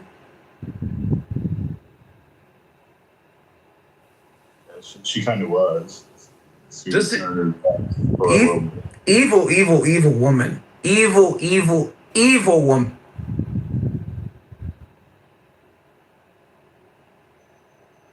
I always imagined that it was Jane Fonda and Ted Turner that constructed the Georgia Guidestones that have now been taken down. Are you familiar with what the Guidestones said? Do you remember that, internet? No, but I'd be interested to know if there's anything in the Epstein files about a picture of Jane Fonda over a mantle somewhere on Epstein Island. I'm sure there's probably one. Yeah, I'm not aware of the whole Epstein story. Maybe we got someone in the audience that is an expert on it. But essentially what the Georgia Guidestones were about were depopulation of the entire world, wanting to slim the population down to around 500,000 people. And this was the type of rhetoric that was going on back in the 60s and 70s by some of these more extreme left-wing antagonists. I'll see if I can find the old story on the Georgia.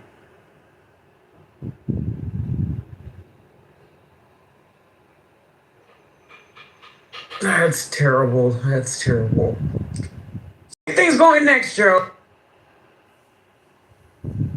Say it again. What was your question? So who you think's going next, Joe?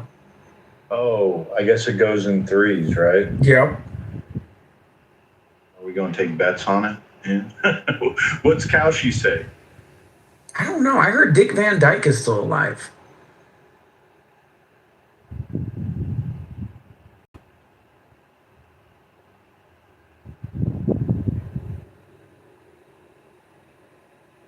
Yeah, he's 100. That's getting up there. I couldn't imagine living to 100 years. I don't think I'll make it.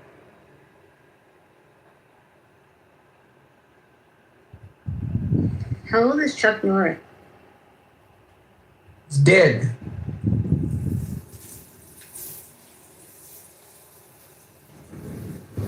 That was recent, wasn't it? Yeah, it's crazy. It's crazy, Joe. We live in crazy times. Crazy time. I don't know. Do you think they're any crazier than they used to be? I don't think it's crazier than it used to be. I think, there's just a lot more cameras and a lot more noise. I don't know. I don't think the world's really changed. I think just kind of the people and their delivery has. That's a great take. That's largely the biggest change that has happened in the last 100 years. And yeah, I know there's been technological change. Clearly, we've tried cars and things like that. But it's the advancement of our communication. There's nothing that really reaches that, where you can speak to people all across the world sitting in your bedroom in your boxers. It's wild. It's like the ability to get a news story out. You press fuckers right in the face too, with a hypothetical, shotgun. What the hell, man? I know, a bunch of sick murderers. That's what I'm talking about. I know. This is what these are the people that we're talking to right here. This is Joe. It's like, how far back did he pre-exist? Like, was he the Logos that Philo talks about? Because Philo talks about that Logos as a second deity, one that's lesser than the Father. Is that how some of the early Christians understood Jesus being? Yeah, so I would just kind of go to that. Some of the stuff about Christology is really messy, so. Yeah. Well, I mean, honestly, that's probably one of the most interesting things in early Christian studies is just the whole Christology topic, No. It was terrible.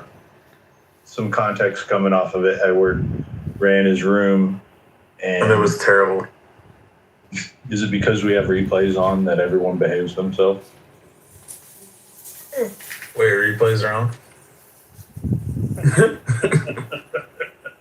Everyone's like, oh, shit. You're going to mind what I say. Oh, yeah. Yeah, me too. Yeah. Nigger, kike, spick, faggot.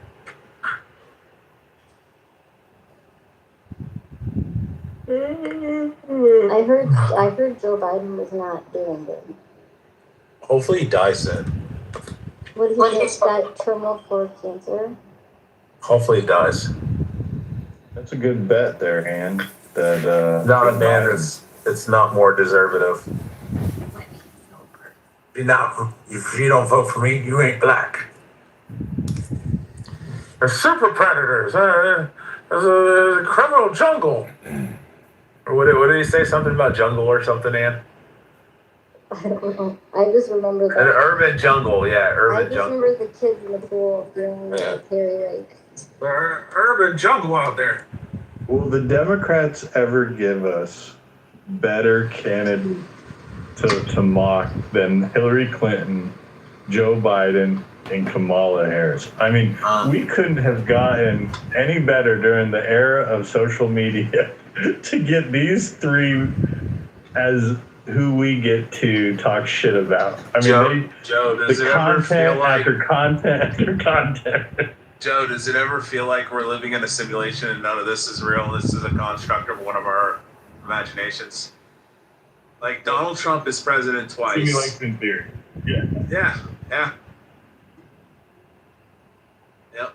I always think that, like, you know, like maybe you guys are like part of my personality and you're constructs of my personality in my subconscious mind. And in actuality, like I'm in a comatose state. I'm just laying in a fucking hospital bed on a ventilator and shit. He's on a ventilator. And, you know, I had like a car accident like 10 years ago. And this whole like past decade and a half is all just a construct of my imagination. Or your imagination, or whoever's, you know, pray to that. It would make sense. You know, I wonder if that's what Martin Luther King is going to cover with his first interview out of hiding with Gayle King. I really Young think Dolph that's comes yes. out with a new album. I'm telling you, I imagine. When Young Dolph comes out with a new album, I'm gonna buy it. Sorry, a little too black there. A little too blackity black. Oh, for reference, Young Dolph's dead. Bima's probably the only one that knew that.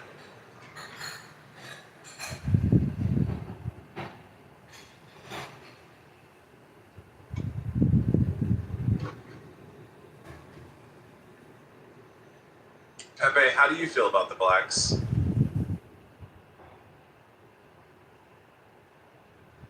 No? Mole crickets from you, Pepe? Or moon crickets?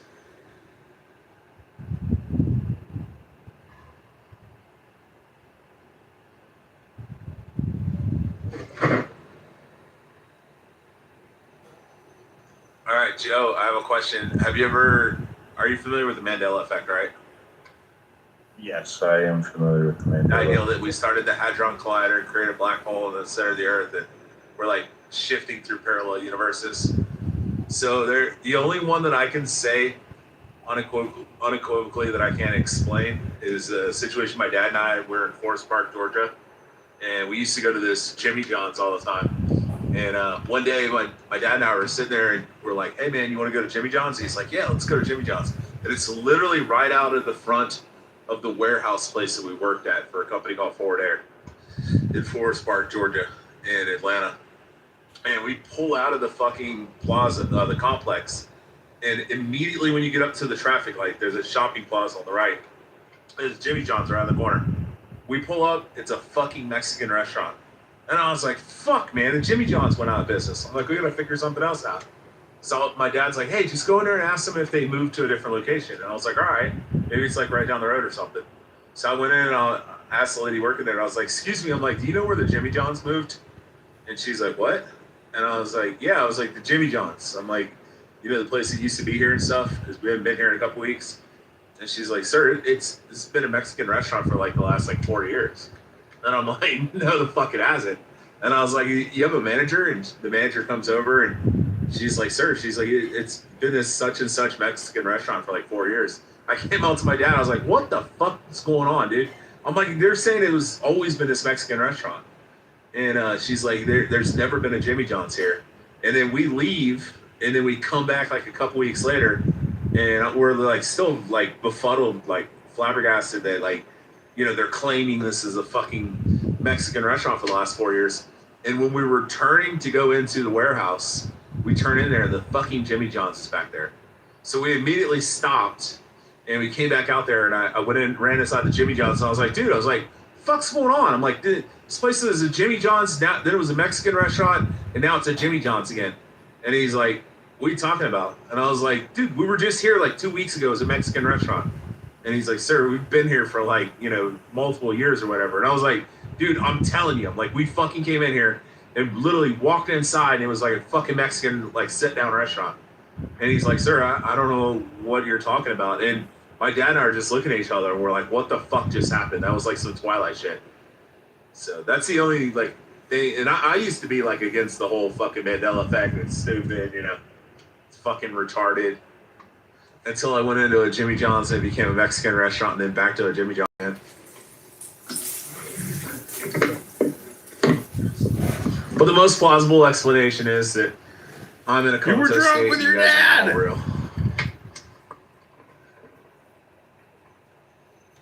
Does isn't when you get to thinking about simulation theory, though, isn't that largely what the prophets were describing in the Bible with God, and that we're living within the world that God has created? I guess. I mean, I don't know. It could be parallel shifting. It could be simulation theory. It could be like a bunch of different shit. Or maybe you're just going fucking crazy, or you're going crazy, and like I said, this is a construct of somebody's imagination. None of us are real. The Jimmy Johns wasn't real. And that would be related to we were created in his image. Bro, imagine how bad it would suck to be Adams, though, if this is all like a simulation. All the like anxiety and depression and homosexuality and fighting his gayness. Oh my God! Look at her fucking bad. Oh my God! Imagine being a big fat black woman too, big back. Oh man, it sucks for you, William. You were like destined to eat that bloody pussy.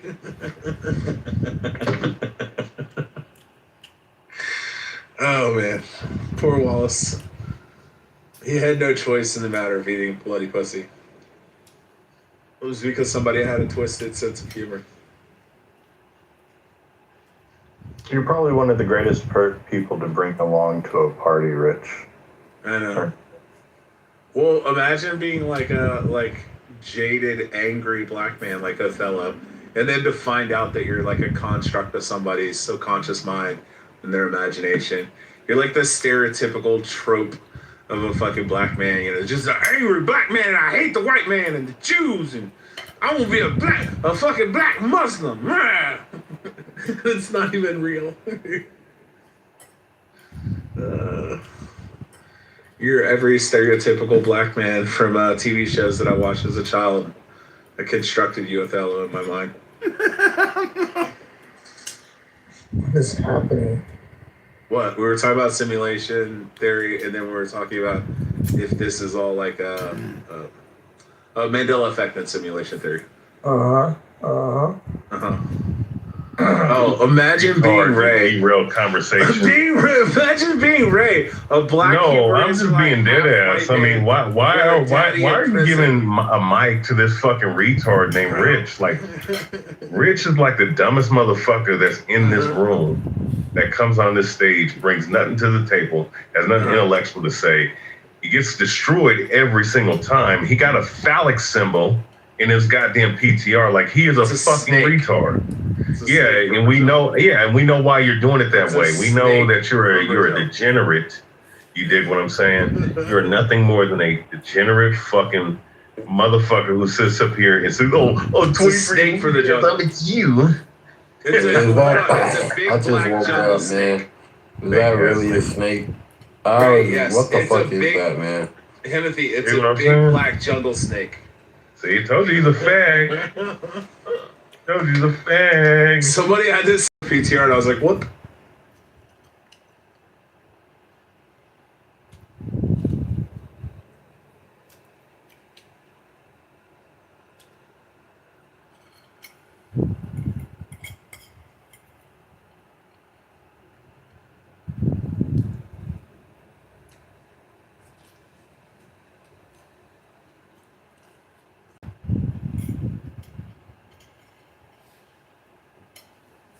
God, they blew in the room.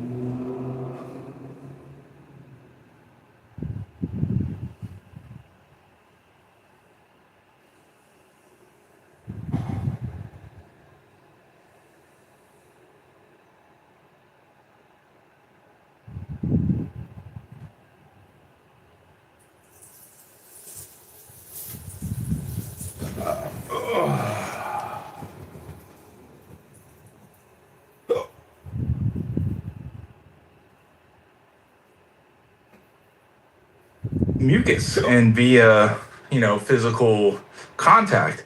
And it was determined that it was from what I understand, and of course this could be a psyop that I fell into, right? But it was determined that pathogens don't spread that way through mucus as much as, the Rockefeller standards of medical history projected to be. So without going too much deeper, I mean, this can get really deep really quick. Maybe look into terrain theory. Let me look up terrain theory so I can see if we're I've attended lectures from people like Dr. Andrew Kaufman, and there's some questions to be had. The fact that I think terrain theory is that's pretty mundane. That's probably why it didn't come to mind. It's just saying that the body plays a role, the topography of the body plays a role as well. And, all right, so I'll sum it up like this: when you were first introduced to the idea of a virus, what was the most basic definition of a virus that you remember? Dude, when I was first introduced. Wait, you mean like? I'm talking about like first grade, like your first grade indoctrination into the concept of viruses. Yeah, I got you. Yeah, it's literally just the definition of a pathogen itself, right? There's no distinction. It's a small virus thing particularly you can't see that makes you sick. Yeah, I mean, first grade. And do you remember the fact? Do you remember the detail and the fact where you were taught that a virus is inorganic? No. Okay. Well, that's something I specifically remember being part of that first. Maybe it was fourth grade, whatever. It was somewhere in elementary school where you were taught about the concept of a virus, that it's an inorganic substance. Yeah, your elementary school was a little faster than mine. Okay. All right. Well, even if you Google it right now, you'll see that it's commonly thought by scientists that viruses are inorganic. I'm not following you. Yeah, I don't know. Well, if you do a simple Google search right now, ask if viruses are living. Viruses alive? Right? What if there was nothing pathogenic to that process at all, except mentally, where your subconscious is seeing other people going through their natural cycles of cleansing their toxic byproducts, and that instinctively kicked in gear your own individual process.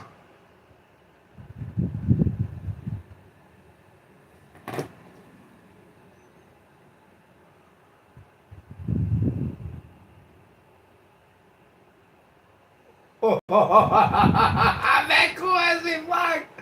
Look at pussy maggot. Pussy maggot. Matt Cool is a pussy maggot. So I can't get in the room because Matt Cool has me blocked, and I was trying to figure out who has me blocked. It turns out that is Matt Cool, the uncool Matt Cool, which is beautiful. I have a whole bunch of women that watch true crime documentaries and fucking think somehow they live in an A&E special.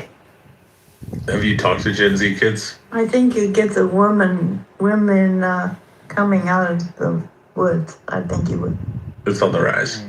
I don't get if they come out of the wood. They should have a lot of you, no offense, Joe, but a lot of you women should have your fucking heads examined. Like, at the point where you're going to sit there and cheer on and create GoFundMes for a woman who killed her kids and say, oh, it's the husband that did it, when it's clearly evidence that she did it. Oh shit, this is about to crash out. Makes no sense.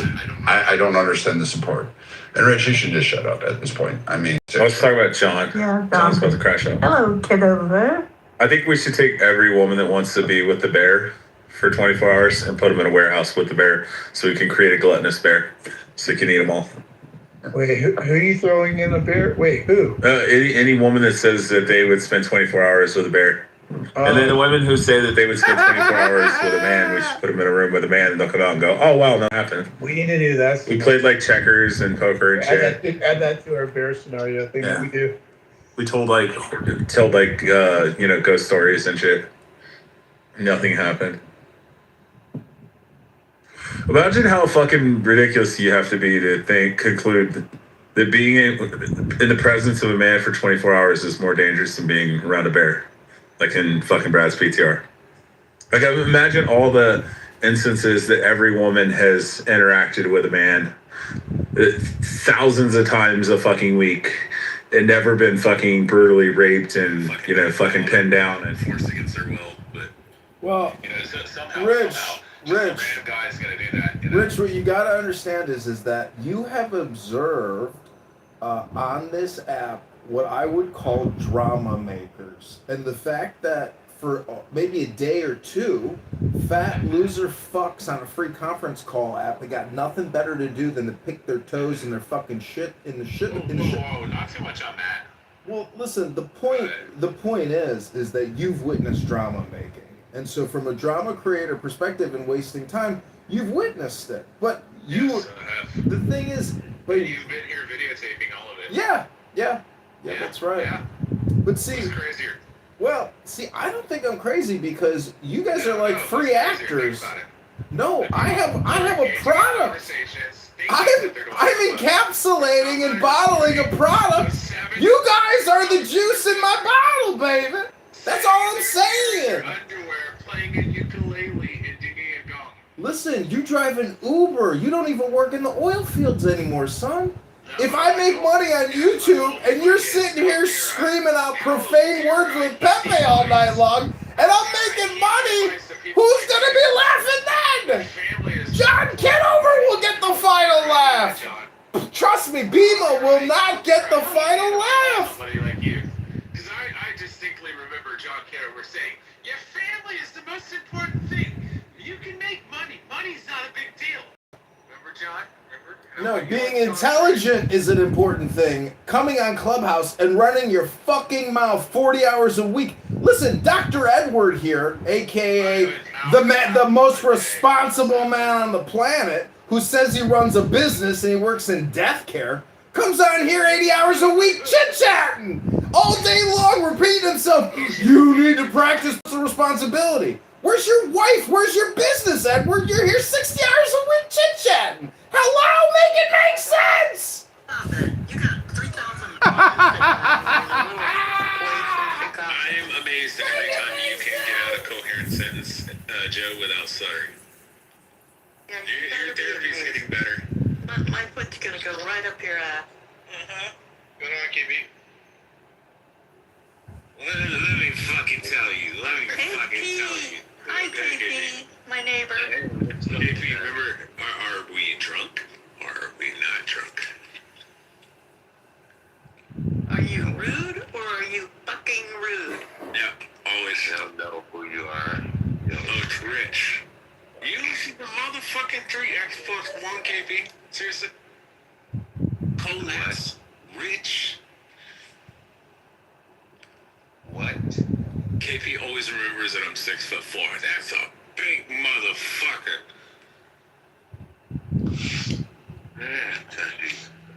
Alright. It's where's the faggot thing, KP? You should watch the video of the woman where after she does do the candle wax on her kids and then sets the house on fire, she does a TikTok dance and twerks to like literally what's going on. It's online. KP, where's the faggot thing? This is crazy shit. I also want to say, Himothy has me blocked, so I haven't been able to come in these rooms. Yeah, 6 hours. Hello? I was just trying to see if KP was drunk or not. What you say, kiddo? I wanted to thank you for blocking me because you blocked me, you ghetto trash piece of shit. I haven't been wasting my time in these stupid shitty rooms, so thank you very much. I I believe in the natural process where if I get kicked from a room, well, that's fine. I don't give a fuck. Because there's this thing called Anonymous, and I'm actually just here to record. I don't even want to talk to you fucking dumb fucks anymore.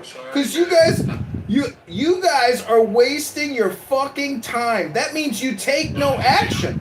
That means you just run your fucking mouth, but you don't do anything. The definition of wisdom is not just talking all day long. You might want to try reading a book. Consider going to the gym. That's right. It's called breaking a sweat. And a lot of you long COVID sufferers need to break a sweat. You really do. They say by breaking a sweat, you can get the spike proteins out of your pathetic, disgusting little faggot bodies. That's right. You could actually get the spike proteins out of your bodies by getting off a clown house and going to the gym and breaking a sweat. All right, I am complete. Go get a haircut, try some shampoo, take a shower maybe. I don't know who has me blocked, but somebody that. You know, shave that face, use a moisturizer, Timothy. It'll work. Try a moisturizer. Go to CVS, get yourself a bottle of the coconut shea butter moisturizer, and after you take a hot shower and scrub your face, you moisturize your face. I am complete. Hello? On the skin or else it gets the hosing.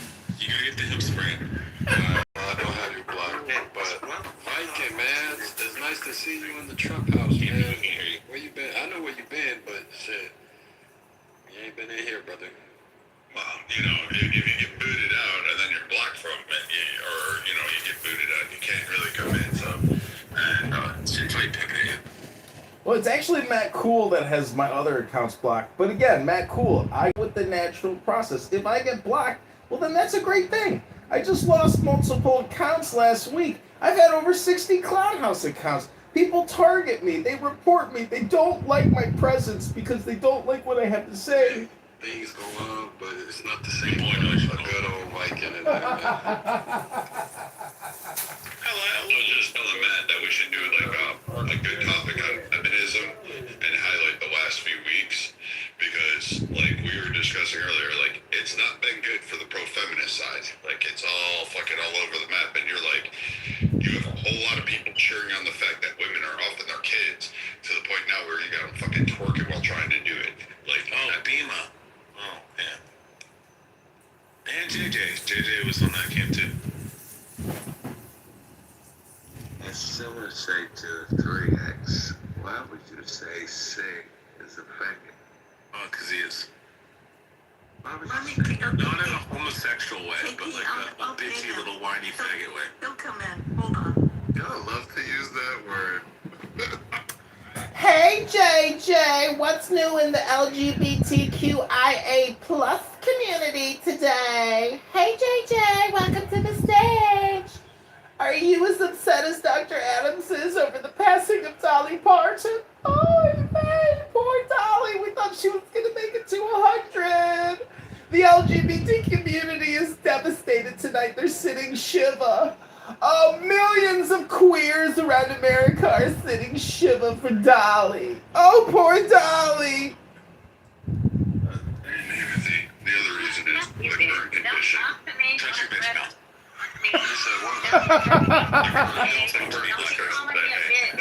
You're inferior to me. You can't address me like you can't address. Fight rich, black girl. Fight. Never let rich get one over on you. Never. Always speak up, black girl. Always. Do it for your daughter. Your fatherless daughter. That's a shot in the dark, but you're probably right. Funny. That's not funny at all. Yeah, it's accurate. Go play with somebody else. Rich, are you sure? Rich, are you sure you're not Pepe? Yes, I'm Pepe in disguise. Sometimes you sound like Pepe when you laugh. I don't know. Yeah. I'm side-eyeing you. I don't know what you sounded like. You sound pretty... Yeah. Kitover, do you have any medical conditions? Why is it, even if I don't see Timothy's picture or KP's picture, I'd rather black? Hold on. Yeah, my medical condition is wondering why the fuck you're a mod in this fucking house and in these rooms for days or weeks on end now. Who the fuck are you? Who the fuck are you, booger nose? Look at that fucking booger nose. I bet a lot of cocaine been up that booger nose. Do you have any medical conditions? I bet you got that sickle cell anemia. I bet you got that sickle cell anemia. Traumatic brain injury, Kitover? He has a penis on his. No, I got a sickle cell anemia detection brain, and I think you may got that sickle cell anemia. He got a traumatic brain injury serving our country. That's right. I met an LGBTQIA plus DEICRT employee in the federal government, and my fucking brain exploded like a clown world. I do think that Rich is actually correct that it's possible I'm living in a coma. Rich, you get this. This is the parallel. This is, Rich, listen to this. You know how you said you thought you were in an amnesia state in a hospital laying in a stretcher and you're just imagining all these personalities? I think that's what's happening to me, Rich. I think I served this country. I'm sitting in a hospital at Walter Reed Hospital, imagining all of this. It's impossible that clown world exists, isn't it? It's got to be impossible for 20,000 U.S. soldiers to go die overseas fighting Islamic jihadists to come back to clown world. Nancy Pelosi's worth 200 million plus. Bill Gates fucking poisoned the planet with Dr. Fauci. Oh, we should be saluting Dr. Fauci. He didn't poison all of us. He didn't lie about the fucking vaccines with the pregnant women. He's a great guy. He did the best job he could. It's not a coordinated effort to sterilize and destroy the planet. It's not. They don't want to reduce the population of the planet, even though they went on television and told us they're going to do it. We live in fucking clown world. Oh, the mother of clown world is here. Bima, the horsewoman, whose depression, Bima cured her depression through Clown House by talking on chillism all day long. Oh, that's great therapy, Bima. I'm sure it's working out great for you. Congratulations, and guess what? You're back! You're back! Hey, John, how you doing? Imagine disparaging a veteran who has a traumatic brain injury from being in service. It's crazy. Yeah, but what you said, 3X, like, I'm not gonna like let that shit go out. Yeah, you had to chimp out start saying, while he was talking. No, it's not chipping out. It's calling it. It's being truthful. Yeah, you could have waited till he was done with his submission and then spoke. I did. But I did. But like, I came in here. You had to devolve and chip out. Hold it. No, that's what you say whenever you want to remove yourself from accountability. No, you did. How are you gonna? No, I came Darren's here. Japanese. He's like, when Darren comes in the room, he's really calm. He's like submissive. When you blacks come in the room, you champ out. You blacks? What? Yeah, whenever somebody says, well, Bima, it's accurate. When somebody says the N-word, all blacks lost their microphone. Weird, because you can literally have a whole entire group. Who's this white boy just said N-word? No. That's how you think about it. I can't argue with you. You angry. Leave me alone. I'm happy. Leave me alone. You angry. I can't argue with you. Leave me alone. You angry. I can't argue with you. Leave me alone. I'm happy. I'm going home. Hello? Hello? Free range would say that. Free range would be like, hey, man, you know, that's not cool. But, you know, you uncultured blacks just start screaming and yelling. No. John Kitover started talking about, like, the Democrats, and you start checking out. Yeah, John Kitover was talking about the Democrats, and you started deciding. Let's really find out if JJ's even gay. What is the AI plus in LGBTQIA plus? What is the I and the A and the plus stand for? Especially the plus. What is the plus? We should all know what the plus means, right? Everybody here should know what the plus means. The plus means to infinity and beyond, motherfucker. That's what it fucking means. No, it doesn't, you gay bitch. That's not what it means. It means indigenous populations shift sexual roles in the family as needed. You don't even know the history of LGBTQIA+. I looked it up. You don't even know your own history. You don't know the history of your people. You and Dr. Adams don't know the history of your people. Is that the plus? Man, boy. Ew. Yeah, it's called the North NAMBLA, North American Man Boy Love Okay, Association. don't confuse your There's also another group called MAPS, which MAPS is Minor Attracted Person Syndrome. That has nothing to do That's with the part LGBT. plus. You said to infinity. It includes everything. No, I Yeah, didn't you say guys that. include wanting It to fuck include kids.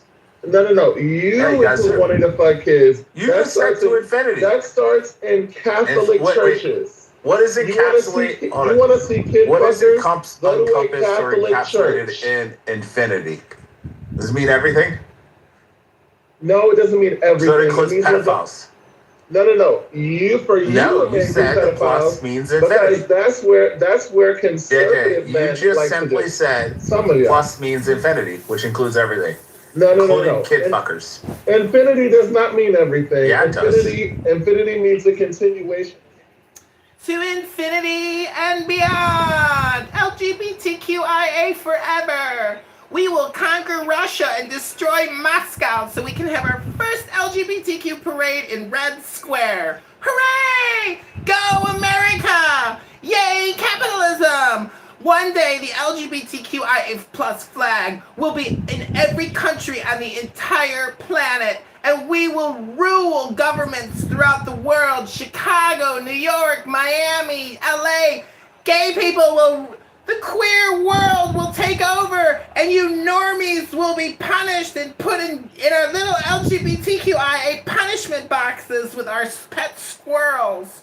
Everybody gets free healthcare. Healthcare is a right. Healthcare is a right. Everyone will get. I just went to the Federal Election Commission. I put in John Kitover's name, and nothing comes up, man. He's a fraud. Everything, he's a fraud. So JJ, you are saying that it does include kid fuckers. No, it does not. I just wanted to let Infinity the includes Clubhouse everything. Mouse know that all that shit in his PTR, he's a fraud, man. It says we do not recognize this person or this type of activity does not exist. Kitover, I'm gonna invite you back up so you can explain this fraud shit.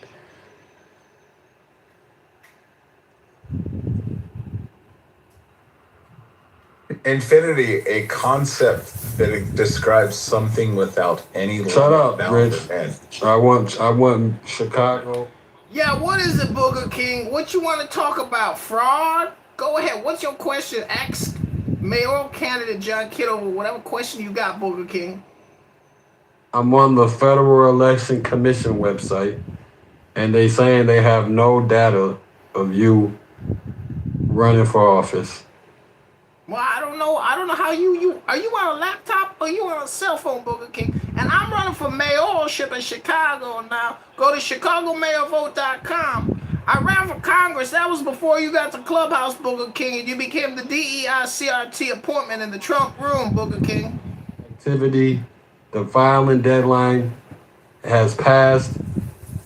This is not authentic. Yeah, he didn't have the enough link. votes or petitions. He's a fraud. No, he ran. He didn't have enough votes. So is that true? You lost Chicago? Yeah, he already said that. I didn't hear it. John, did you lose your race for mayor? No, the mayoral election is 2/23/27. I didn't have enough petition signatures to get on the ballot to run for Congress, but that was before Booger King's time here. So he's just coming up to speed with my political career and history. What's your next question, Booger King? Karen, why are the Japanese so submissive, but the blacks are so aggressive? Shut up, Rich. And by the way, stop putting pedophilia on fucking gay people. Listen, it's a statistical fact that pedophiles and the LGBTQ and homosexual activity in the Catholic Church and in other organizations, there's a correlation between pedophilia and men that practice homosexual acts with other men. And so hello? First of all, for you to even put Kitover is a fraud in your title is actually libelous. That's libelous and slander, and I could sue you for doing that. So don't project your own fraud and crimes onto me, Booger Boy. You're a little late to the fraud game here, Booger Boy, to be accusing John Kitover of fraud, Booger Boy. I'm taking a screenshot. I'm sending this to my lawyer tomorrow, Matt Cool. I know who you are. I know who Himothy is. Trust me, I got the screenshot. I'll give you 10 seconds to change it, Booger Boy. Hello? Don't project your fraud onto me, Booger King. You're a fraud. So not every pedophile is a homosexual. Yeah, I know. You said this, and it doesn't make it true. It is accurate. You're the one who literally has like a fucking fake snake-looking cock. Kitover, you're a fraud. You're a fraud, nigga. It's a cock. It's a snake. Fraud. It's literally a snake from fucking Brazil. It's a fraud. Fraud ass nigga. This is what happens with the gay brain. The gay brain always has penis on its mind, even when they see kids. No, that has nothing to do with it. I'm looking at your PCR You guys are all pedophiles. and what you're trying to convey. JJ, Rich is correct. There's a strong statistical correlation between homosexual men and pedophilic crimes. Statistically significant. Many of you have never taken a stat class in undergrad, definitely not graduate school. But all I gotta say is, when Himothy says that John Kitover committed fraud, that's Himothy projecting his fraud onto candidate Kitover. And I am running for mayor. So go to ChicagoMayorVote.com. Don't vote for Alexei Giannopoulos. He's a fraudster. He's a criminal. He's committed $400 million in bank fraud, killed Katie and Chloe with illegal identification for illegal aliens that murdered young girls. John Kitover is trying to liberate the city of Chicago, but Booger King Himothy is fucking around with my campaign. Do you want a job in the campaign, Himothy, like Dr. Adams? Dr. Adams played a pivotal role in my campaign against Darren LaHood. Many of you witnessed Dr. Adams go above and beyond. JJ, mute your mic. All LGBTQIA plus in the new government will have to wait. You're lowest on the totem pole. All right, I am complete. You got this. Hello?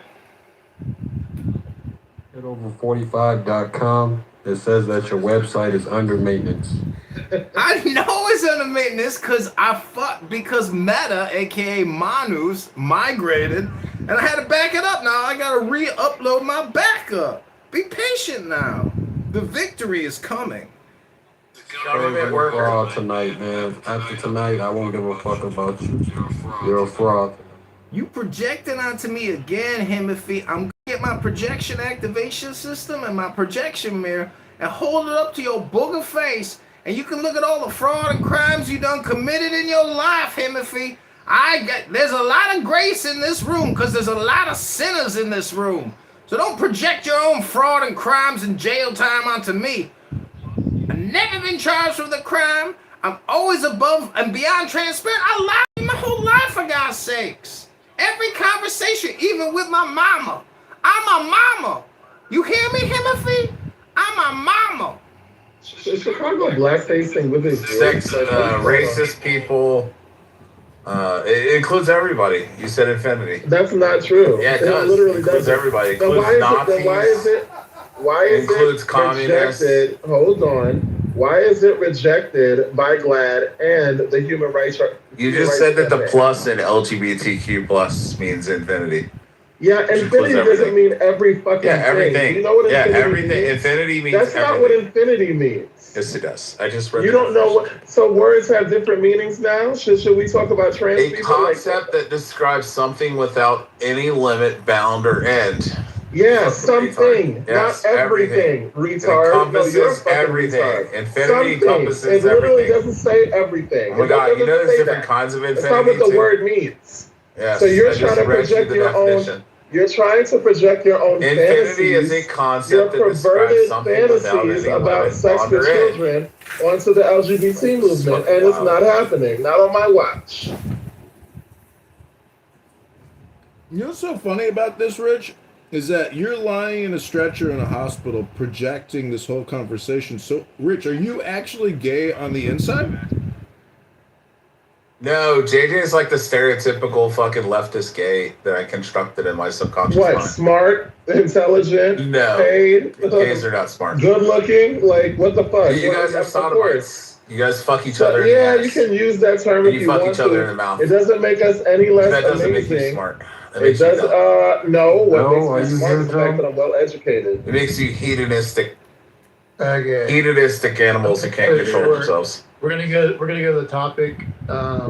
As you know, Dolly Parton is. Thank God. Hey, You say thank God? He's Yeah, disgusting. she You was said thank pro God she's. LGBT. Oh my God. well, man. You She's just in said hell thank God right now. she's dead, man. I just Yeah, have she's a in quick hell. question for Joe. Yeah, go ahead. Go ahead. Joe, are you there? Yo. Is that you in Ann's PTR? Of course it is. That's me in Ann's. Oh, that's you in real life. Yeah. I exist. Oh, I'm a okay, real yeah. person. I was just curious, man. I kind of figured, but I had to just ask to confirm. Did our last name give it away? Nah, it's just it's like just look like the cartoon. Your PTR, Was it you the know, looks like sunglasses? It was the yeah, sunglasses, wasn't it? the sunglasses with the beard. It's a caricature of me from social media that was drawn of from my previous platform. Oh, so y'all know each other in real? Let's get back on topic here. Matt said, let's talk about Dolly. And the fact is, Matt Cool accused me of not taking this room or this house seriously earlier with Edward and his incredible moderation and entertaining positive vibrations, quite frankly. And he put Pepe in his place today when he Tourette worded out, said the N-word. And so Dolly had great tits. She really did, and she was so hot when she was young. And her songs are very, mimetic and also hypnotic. We lost a great American treasure, and it was probably because of Dr. Fauci and Bill Gates. She probably died from the COVID-19 vaccine. She died from the COVID-19 vaccine. Everybody knows she took the new flu shot booster from Moderna. She took the Moderna flu shot booster against all her fans' advice. We kept messaging her on X, don't take the Moderna. No, I can't say it. We clearly can't have a room with those two here. What's that deal? What were we gonna say? Oh, I was going to tell Joe. Joe, I was very disappointed in your head shape because I was expecting something exciting like your PTR, and then it was just so symmetrical and.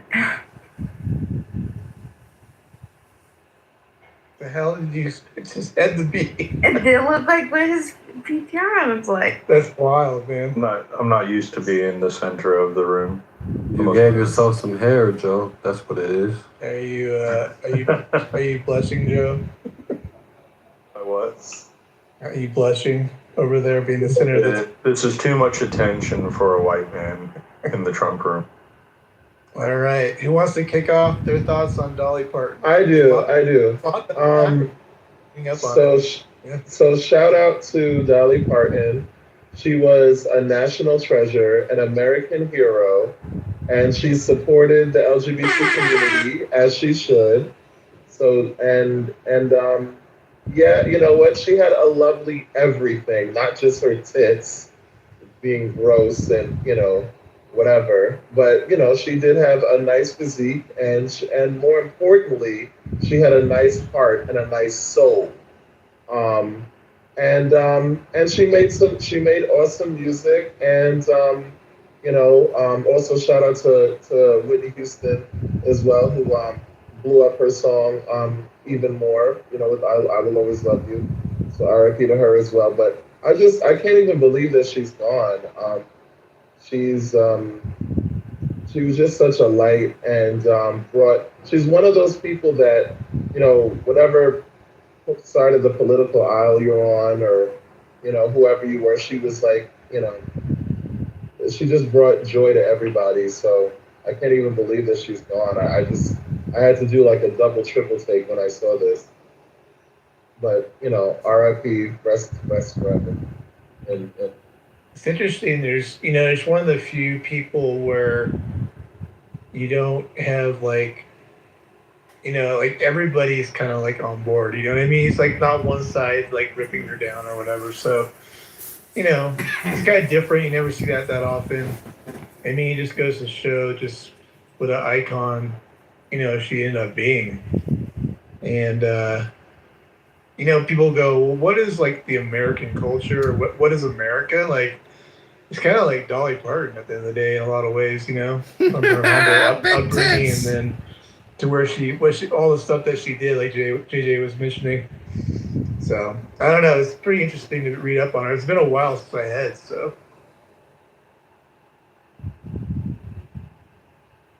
What are your thoughts?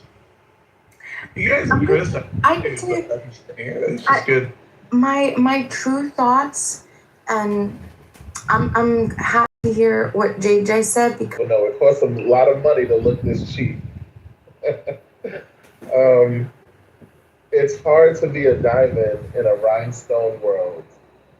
And my favorite one, the way I see it, if you want the rainbow, you got to put up with the rain.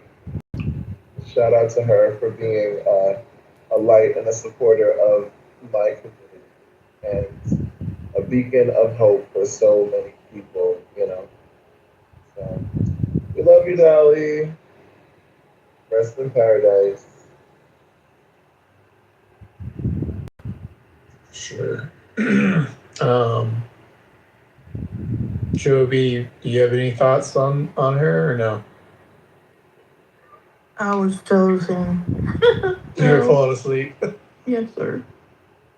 I have some thoughts. Yeah, go for it, Athena. Yeah. Yeah.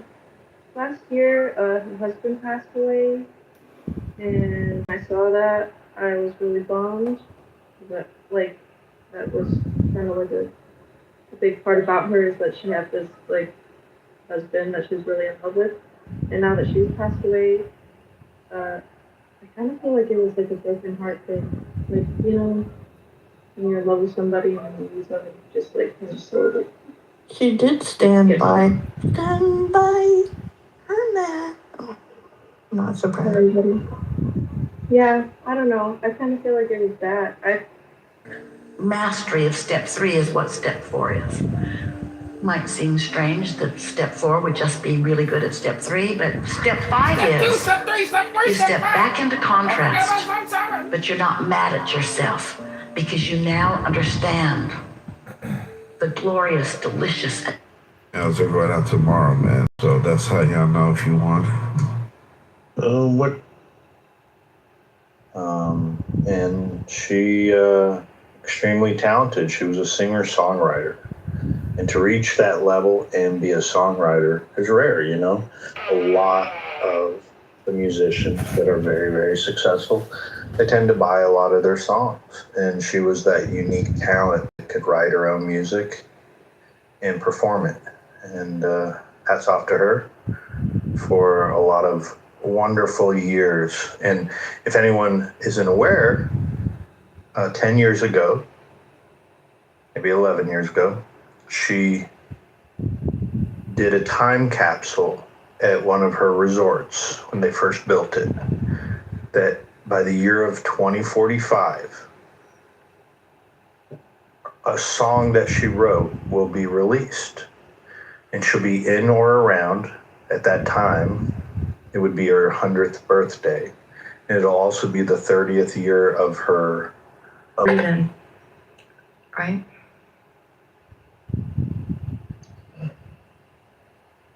I'd have been third born. Mm-hmm. I also love that she was respectful of my queen, the one and only Mariah Carey.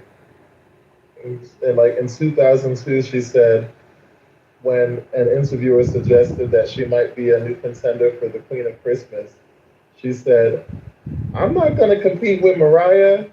You think of Christmas, you think of Mariah. I'm happy to be second in line to her."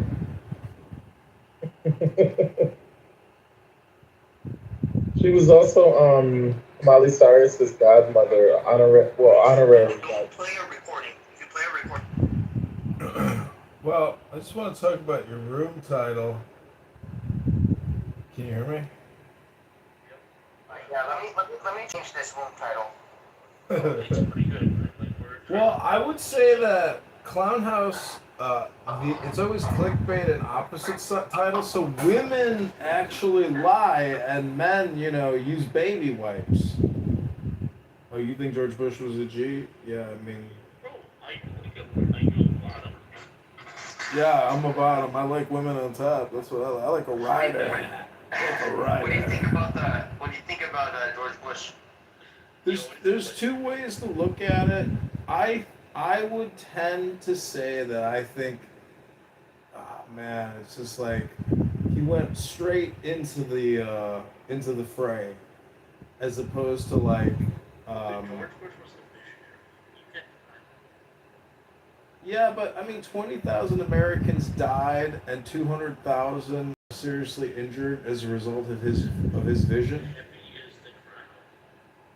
Yeah, I get it, but I'm just telling you that, like, when you look at the Civil War or your major European wars, when they would line up, and go into battle because of honor, virtue, and manliness, and they would just die by the hundreds of thousands and millions. Like, as a soldier, you gotta say, like, General, I think maybe we should do a counter-offensive flank and do it, in the silence of night, like a guerrilla ninja. Like, I think we got a better chance of winning the war by not dying, General. So I'm just saying that. What's your point? My point is George Bush wasted a lot of money, which, you could say it's like the greatest scam of all time. Well, it's part of it, but the other part is the safety mechanism known as the Federal Reserve, which is the bank and the house of all. So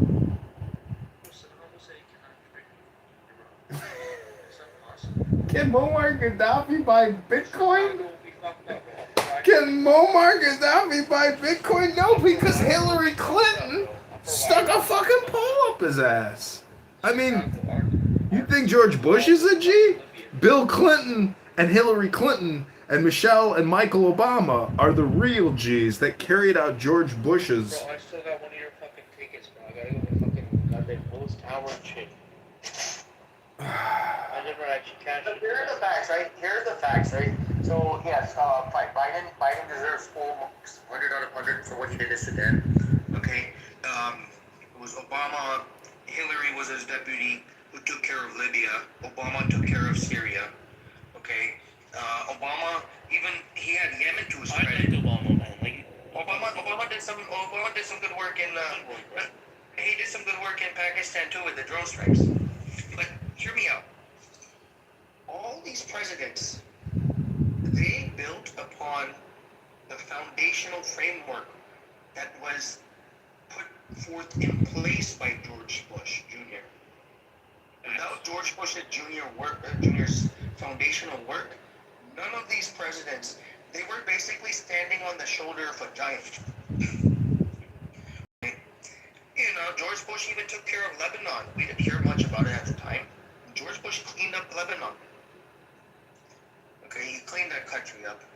And it was through George Bush's intimidation tactics. The U.S. would say, Saudi Arabia, jump. Saudi Arabia would say, yes, sir, how high? All the countries became subservient to American military. The U.S. said, okay, we're going to send base in Qatar, in Kuwait, in UAE, okay, and we're going to import liquor and pork for our soldiers. Our soldiers are going to have liquor and pork on those bases. All the countries, Kuwait said yes, sir. Qatar said yes, sir. Saudi said yes, sir. UAE said yes, sir. This fucking kid. They didn't have object to any pork or liquor for the U.S. soldiers. Okay. They didn't buy weapons from Russia. If not for George Bush, they would be buying the Russian weapons, which are superior quality. They're not doing it because George Bush intimidated the fuck out of them. Yeah, but that relationship goes all the way back to the grandparents, and the king is still alive. So it goes back because of the Aramco deal. And do you know what the market cap of Aramco is right now? Which king? The guy in the desert. I mean, okay, but which king? Is it Faisal? But Saudi Aramco is worth $2 trillion. And that business deal, the Bushes and British companies, you know, all the original infrastructure. Michael, what's his name? Michael fucking, what's his name? Mike,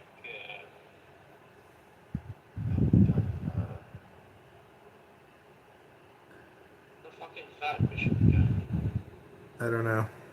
Amin Nasser is the CEO of Aramco, which is a $2 trillion corporation. That's a big business.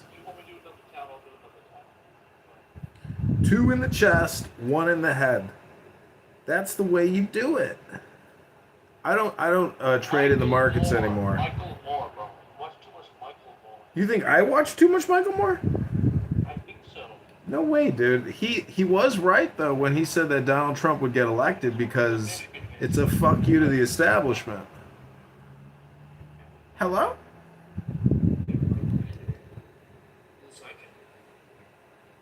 I'm just being facetious. No, I mean, I like Hodel. I know this speaker. He's very funny. Very, very funny. I mean, your hadith readings of the Bukhari and the this and that, like, that shit is gold. Gold content. It's very funny because, you know what I think it is, though? I think it's like the gossip magazine of, like, their early... It's basically like Scandal Mag shit that they would put out, but it was accurate, you know?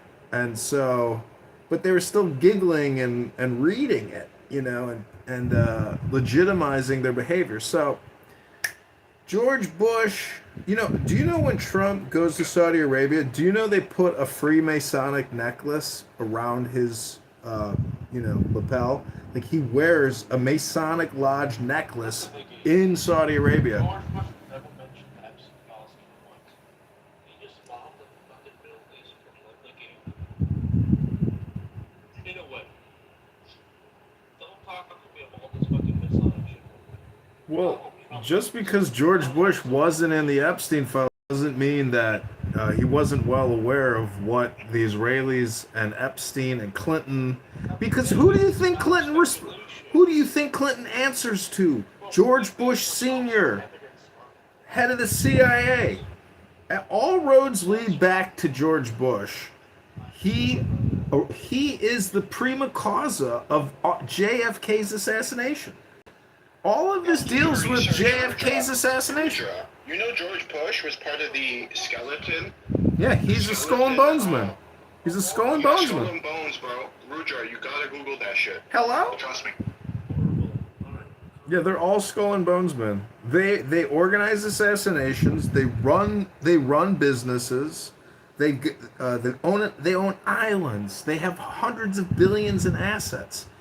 And people Look at who's in there. and people get out. You know what? There are people. Let me talk to Bindu. Dari mani bos banchot soltinas hoge kute. Bindu. Hi Bindu. Listen, Chicago, don't fucking talk to me. Don't fuck with me, bitch. What you going to do, Banchot? What you going to do, tough guy? Why did you come in my house and kick my dog? You know damn right. You know damn right. He's kind of an asshole. You know damn right. She's the sole woman here. Can you be like a little bit respectful? Is that Let me get the door for you, Bindu. Chicago? Are you like that fucking gay and fucking old? Yes. I am gay. I am retarded. I am bald. My testicles are shriveled. I have to take gas station Go ahead, Bindu G. What's up, Bindu? How are you? At least horrible is actually a nice guy. He's actually being nice. You're the sole woman here. Go out. Yeah. So we're discussing George W. Bush, whether he was a visionary. I cannot compete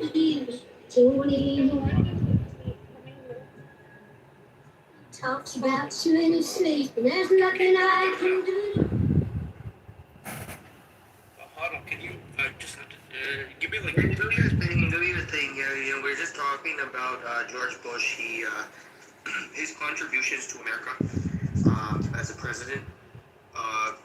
He would always put on this demeanor that he's clueless. He doesn't know what's going on. But in reality, he was an extremely brilliant guy. Right? He was a Yale undergrad. He was a Harvard MBA. Okay, he was academically gifted, and he had a strategic vision for the United States, which was not a short-term vision. He was the one president who had a foreign policy which was not a short-term foreign policy. He wanted to occupy Afghanistan for 100 years to the end of the century. And unfortunately, because of Biden, he took money from China and agreed to withdraw from Afghanistan. That was not the plan. The goal was to occupy Afghanistan. Afghanistan was an incredible amount of mineral wealth. It was at that time it was valued at $2 trillion. Today's money is $10 trillion of mineral wealth. Afghanistan is one of the most mineral countries in the world, maybe after Congo. It's the most mineral dense region in the world. And today, China is threatening Donald Trump that we're going to cut off the rare earth supply. We're going to cut off rare earth exports. But the U.S. is still occupying Afghanistan. China doesn't have that trump card anymore. The U.S. has all the rare earths it needs in Afghanistan itself. Okay, George Bush was taking free oil from Iraq. They were filling entire just because you went and looked it up. and shipping tankers full of oil. Understand, and I want to make sure you understand. For me, a subsidy is financial assistance. Tankers and took off. So much gold. America does have a debt problem. Most of the gold is sold off, doesn't exist. So there has to be times when America needs to recently went to Venezuela.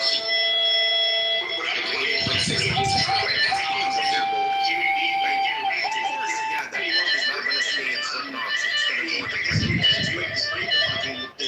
There has to be a balance of payment at some time. Right? Because gold is needed. All these banks have lost so much money shorting the gold over the years. They have to have some physical supply to compensate. In silence of the mind, in every place when I cause my name to be remembered. And Iraq had a lot of gold. Not like Venezuela has some gold, but not like Iraq. Iraq had massive treasure trove of gold.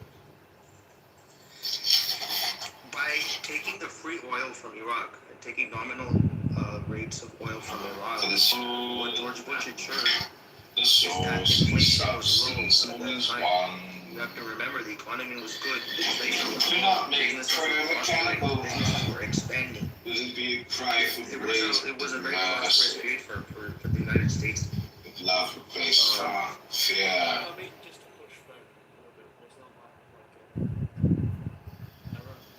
Give what is just, because it is just.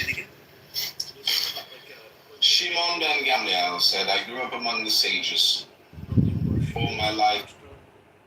It was George Bush Jr., George Bush Jr. 1 and 2, like the so-called war on terror. And don't forget, Dick Cheney is such a huge historical role in that administration that to think it's just George Bush the G, no way. Like, it's Cheney and it's Rumsfeld. Dick Cheney was elected. You're from Chicago. You look like a fucking. Come on, stop. So he made a point. He made a good point.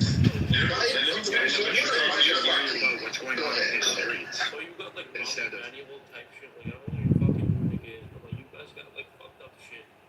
Why are you posing yourself on like Kitover? Exactly. Well, I don't know if you guys know that drama making is like one of the pillars of art creation, and all I gotta say is George Bush. You walk the street without getting shot, and you're the joke of the city. I'd drop a nuke on your city, by the way. You would drop a nuclear weapon on Chicago? Oh, I would. I would pray for the day you come here and have some of our Indian food and fart, and smell your own farts. Then you'd be like, oh, I nuked the city with my fucking banchod farts from fucking Little India, a buffet. Listen, my friends, I have met George W. Bush in the flesh. They're not N-words. I have actually met Bush because I went to a pivotal college, a war college, where George Bush came to our college, and guess what he told us? He was withdrawing us from the Russian nuclear missile treaty and developing satellites to engage in space warfare against the Russians. And we were all like, "Hooah! America! Fuck yeah!" 20 years ago, we started investing in outer ship satellite war technology to defeat the Russians because we knew the Russians were up to no good. And for 20 years, we have worked to overturn the Russian government secretly. What did you find in the south side of Chicago? I know there's lots of black people there. Look, we got a black man in the audience. We've got a Jewish black man in the audience. Come on up, black rabbi. Tell these Hindu bancho dindus why they're such sultinas ho gaya kuttes, such banchols and sultinas ho gayas.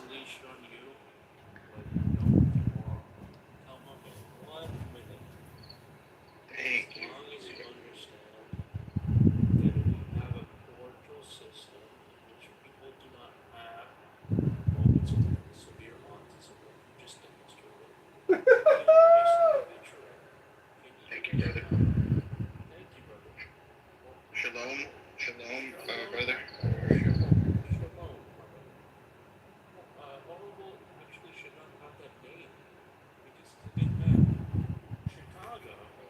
Chicago's a good town. Chicago.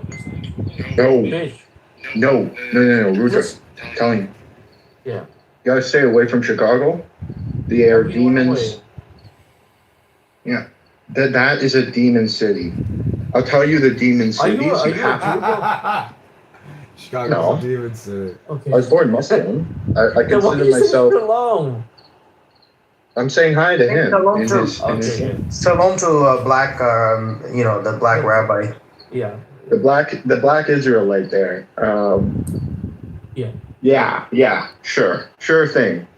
But you're a reasonable guy, man. The rabbi that don't speak Hebrew.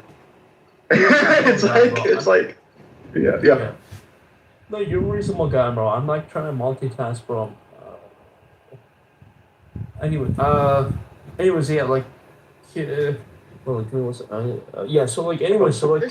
know this title's like problematic. Like you're gonna get. Bro, that's how we get room. People like in this space, right? So like you have like as long as you controversial, but like people come.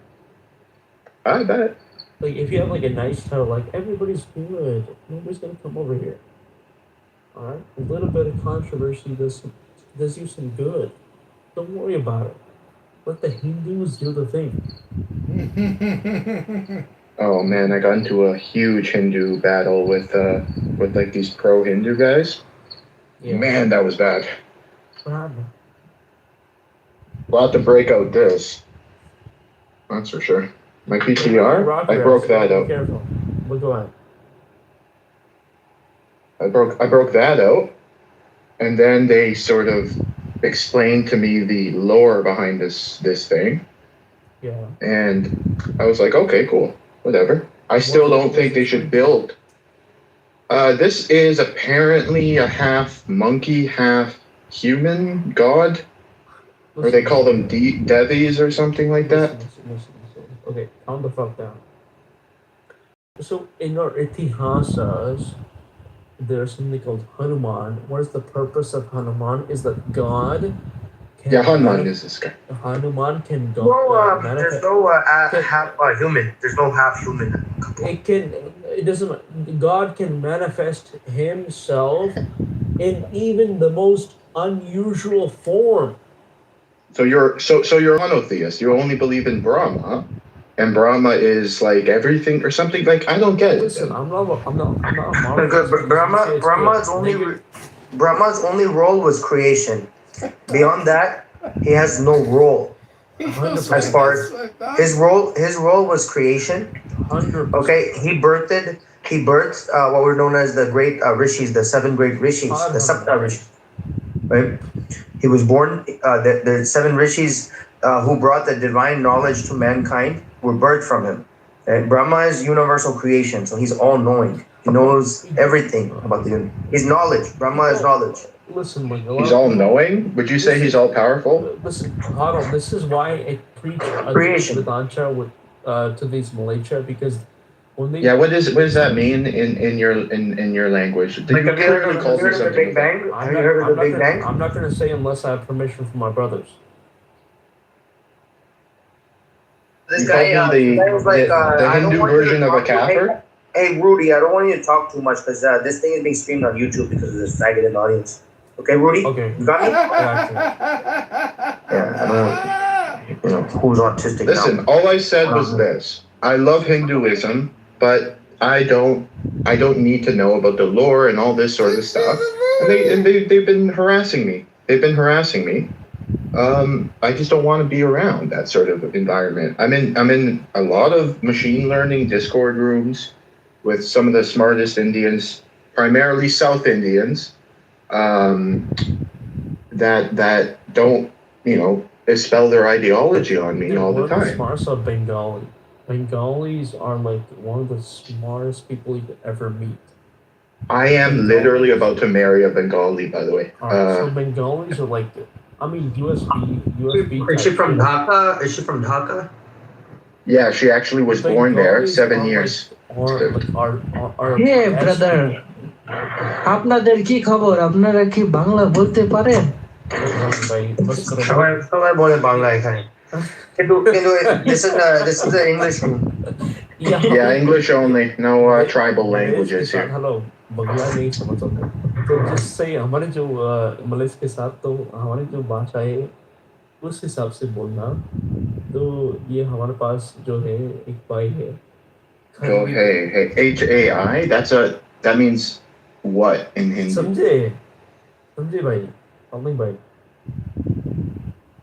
एकदम सोच समझ से चलना है अभी, एकदम सोच समझ से इस So Bindi, welcome back. Can you explain what you think George Bush? Who was he? Why was he?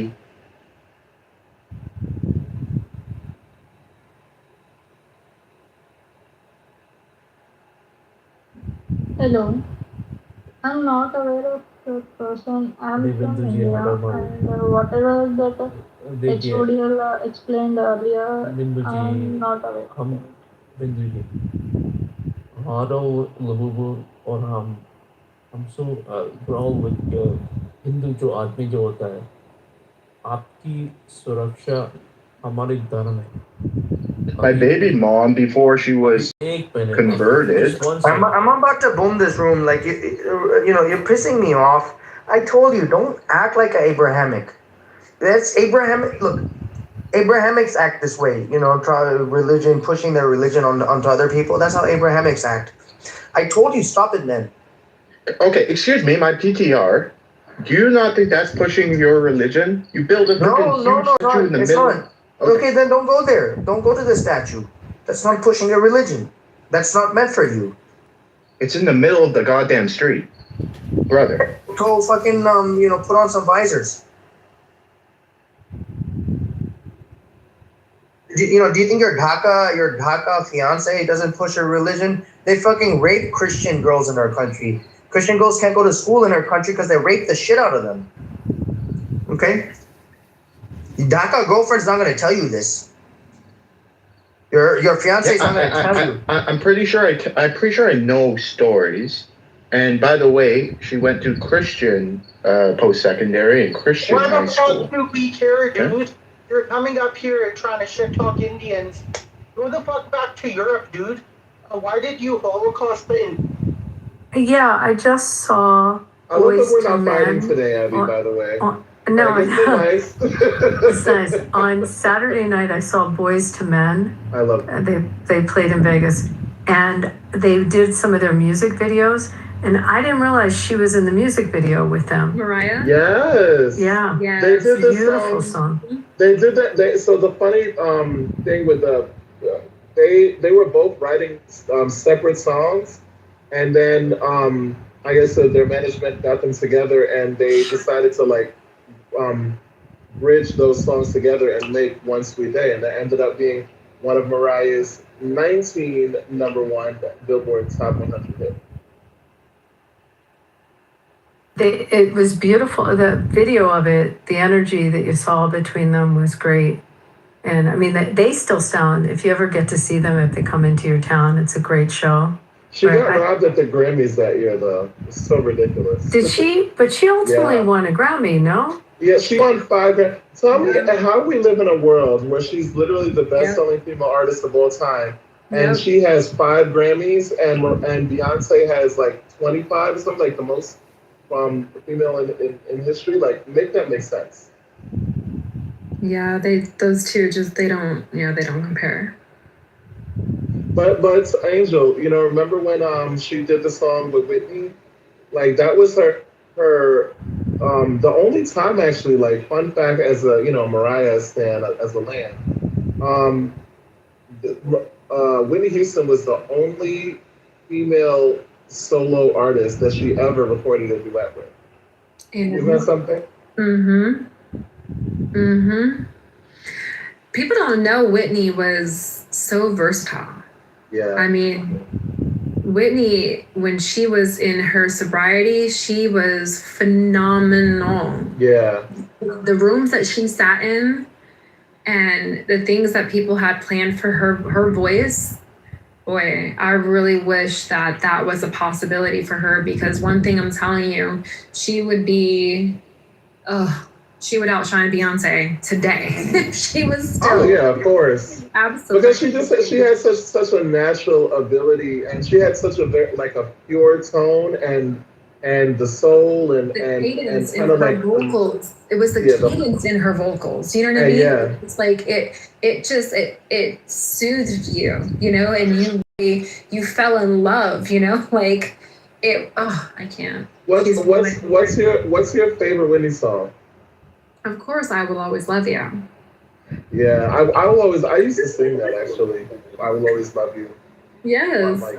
I think it's great that Mariah Carey's top song is the Christmas song. That's her. That's her favorite for real. Because she's just. I know. I love that about her.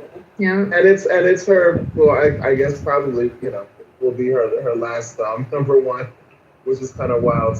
And it's such a full circle moment, because she literally came out with the song like 25 years ago. But what you call it? Damn it, what was I gonna say? Oh, I was just listening to I'm Your Baby Tonight yesterday, like going off on that. Yeah. That's I love that video too. And the way that I remember she like came in the studio and just banged that out like real quick. Real quick. Because she had dinner reservations or something, and she just killed that. Right, but that was her though, because she can open up her mouth, and she didn't need preparation for her vocals to be ready. That was the thing about Whitney, is that she could be put, even those hard days, those hard times watching her, battle.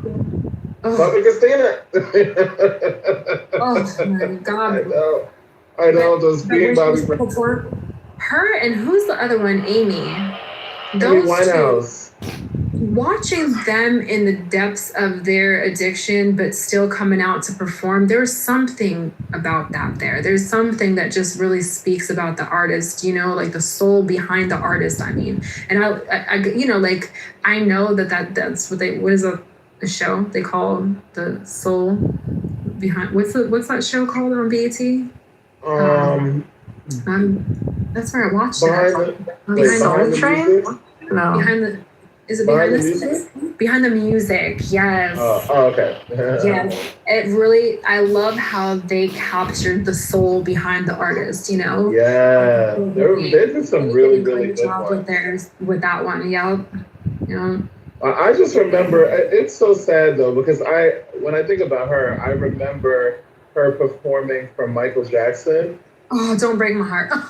I know, and it's like she looked like a like a skeleton. Like That's the one I'm talking about. That breaks my heart every time. Oh, because it was Michael. Girl. It was Michael. I mean, It was Michael. I know, right? Michael, like, oh, the irony of it all. I know. But even, I will say this: her last album, I really did like. I Look to You, but that's where you notice her voice change so much. It's kind of funny because I feel like I kind of feel the same way with Mariah now. I mean, obviously for different reasons. But I noticed like with her latest album is still a slap. It's still banging. But this is the first album from Mariah that I've noticed a significant vocal change. But she still sounds amazing. But I hear it, and I think that was it with Whitney. But even then, in that last album, I loved freaking her single $1 Million Bill. I love that. She still killed it. Like she sounded different. She didn't sound like classic Whitney, but she still killed it. She was still powerful, and she still did her thing. Oh, I think my favorite one though. I mean, besides "I Will Always Love You" and I'm I also because there's "I'm Every Woman." I'm Every Woman. I think I have to give that one. That one I think before because that one when I'm feeling my feminine like When you're feeling like you want to be a woman, but you can't. yes when I'm feeling my transness. No, but like it just brings me all the joy, and just to have, and then she got the what is it like the approval from Shaka, and then had her in the video, and then I knew a singer friend of mine who like passed like young, and that was a song that she used to sing, and we used to sing together, and it was just very I don't know. Kind of Whatchamacallit? And how can we forget? It's Not Right, but It's Okay. I still quote that song. Oh, that's fun. Mm-hmm. It's like Friday night, you and your boys went out to eat. Whitney was very iconic. It's sad that she went out too soon in the way that she did. And her daughter. It's even more crazy that her daughter died. Yeah, I was saying her daughter. That haunts me. It really does. To their whole family thing haunts me. And Bobby Brown's still alive. Like all the, it's like really. Can we trade? Sometimes God has a way of showing you the guilty without saying a word. That's my own opinion. You know who else I was going to mention? Tammy Wynette. Oh, who's that? Another country singer. You don't know her? No. I will say I'm not the biggest. Like I know about 5 country singers. You know, if you count, I love her. Carrie Underwood. Huh? Reba McEntire, you know Reba? Yeah. Oh, I love her. I used to watch the Reba show and sing that. So she's like a peer to Dolly and Tammy. Tammy Wynette's fabulous. Yeah, I mean, Abby, come on now. She's fabulous. Oh, gosh. I always joke that, like, when I see people with big hair, that they have that her look. And it was so their aesthetic back then, It was just what women did. It was just how you dolled yourself up. Like I literally think like that was the look. I was a Patsy Cline fan. Of Patsy Cline. That was earlier. That was a way back. Oh, I'm so sad about Dolly. And yes, Darren, I know Billy. No one's brought up Tanya Tucker. Oh, oh, she's amazing too, honey. Oh, and Leanne Rhymes. I love Leanne Rhymes. I wasn't never really a big fan, but she's alright. Yeah. Uh-huh. Well, that song, the song that she did, that apparently she was like 15 or something crazy young when she sang it. And I was just watching like that story because there was like a whole back side to that song. Because then her and this other singer released that at the same time, and then it was up for like the same award. It was crazy. Does anyone else agree that the country music that's being played today is just not the same? It's just, I mean, it's not like hee-haw music. I mean, it's definitely different. Come on, But Brooks. yeah, I mean, I've seen he plays in Vegas a lot, and he's good. But it's different. It's not. It's more like I don't know. I'm going to see. Who do I have coming up next week? Darius Rucker is going to be in an outdoor concert. I think it's evolved. It's a little less country, a little more pop. Unless you hear somewhat like a real super traditional one. There's not that many. Come on, we used to the devil went down to Georgia, used to come on the radio. Man, turn that bitch up and just go at it. The whole point was just to keep up with the pace of the song, like every Garth Brooks song was a hit. Every single Garth Brooks song was a hit. Every single last one. Someone's gone fishing on the Yeah. other I'll put a link in the chat down there. fishing on the other side or something. There's this the last YouTube link I just posted down there, what is called is Smashed Together. And it shows that there's a formula that was decided in or around 20 years ago of what makes a country hit. And that a lot of the songs are the same songs, just interchanged with the choruses and stuff like that. And you'll see they can smash together 7 different modern country songs. And they all are the same song. And these are like top hits at the time. So it was a formula that they've been using. And yes, it's not it's not a conspiracy. It's true that modern country clearly was just shoved down our throats. Very much so. Alan Jackson, he had some good stuff. Who's the girl? Shania Twain. Remember how fire she was? I mean, good looking, just bubbly, and just had good spirit. I love Shania, and she's and I love her even more when I saw her on Drag Race. Shania. But she got a beautiful name. Like that name, I feel it kind of reminds me of Mariah. Like Shania, Mariah. Like I love like just sonically pleasing names too. I like Chris Stapleton. Yes. I wish I would have grown up on more like different. Because I grew up. We didn't listen to like country or really anything like where besides I think pop kind of but. We were very much, black music household. Heath was big too.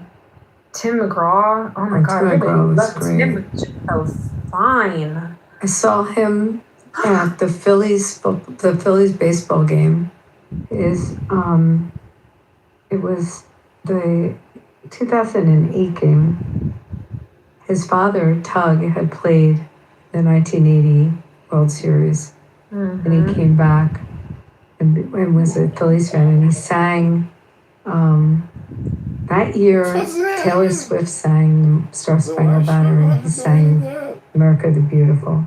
It was pretty wild. But what about the Chief? Eric, what's his name? Eric. They called him the Chief. Eric Church. Eric Church was good. didn't hear him. I heard those two.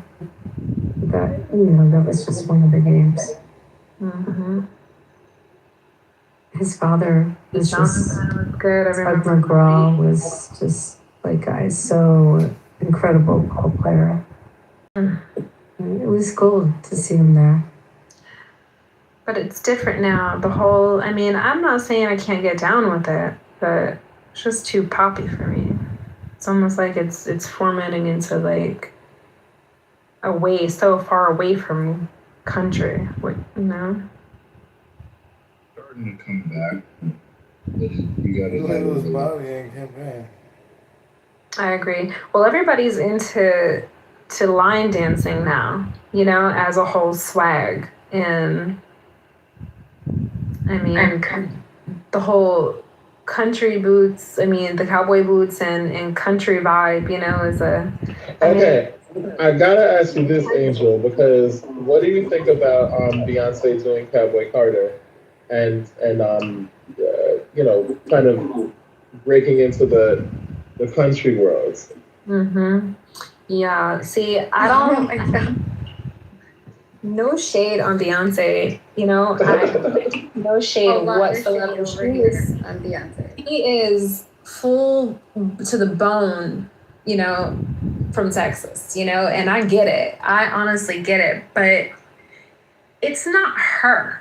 And I think because country is so heavy in Texas the way it is, and she's originally from there, and she has been able to receive the acknowledgement that she has in the music industry, I think, in my opinion, she just feels like she can make space there for her, but I don't think she fits. It just doesn't, country just doesn't, when I think of Beyonce, I don't think of country, and I don't think that she can ever really pull something that genuinely says this is American country. Do you know what I mean? Because when I think of country, I think of American music. And again, we just named a whole bunch of. It's like when Taylor Swift tried to do country. Girl, thank you. That's a perfect way of saying this. She should have just stayed in her poppy lane. Just stay over there. But now the way that we're seeing country, right? Now this kind of little remix that they got going on country, I think Beyonce can fit here, but she's never gonna have that. I don't think Beyonce's ever going to produce something that says, yeah, that's American country. Do you know what I mean? It's going to be here's my thoughts on made it. up version of freaking whatever she wants to call country. I think I actually agree with that, but I think a couple of things. One, I think that she did it as kind of like a fuck you to the country world, because there was like a year when she was supposed to perform, when she had performed at Country Music Awards, and she got a lot of backlash and wasn't really welcome. They told her to get the fuck out of here. And mind you, she's her, so I thought she was already a superstar, and I just think she was just like, oh really? They thought she wanted to that prove. they were just going to open arm her because she has the status quo that she does.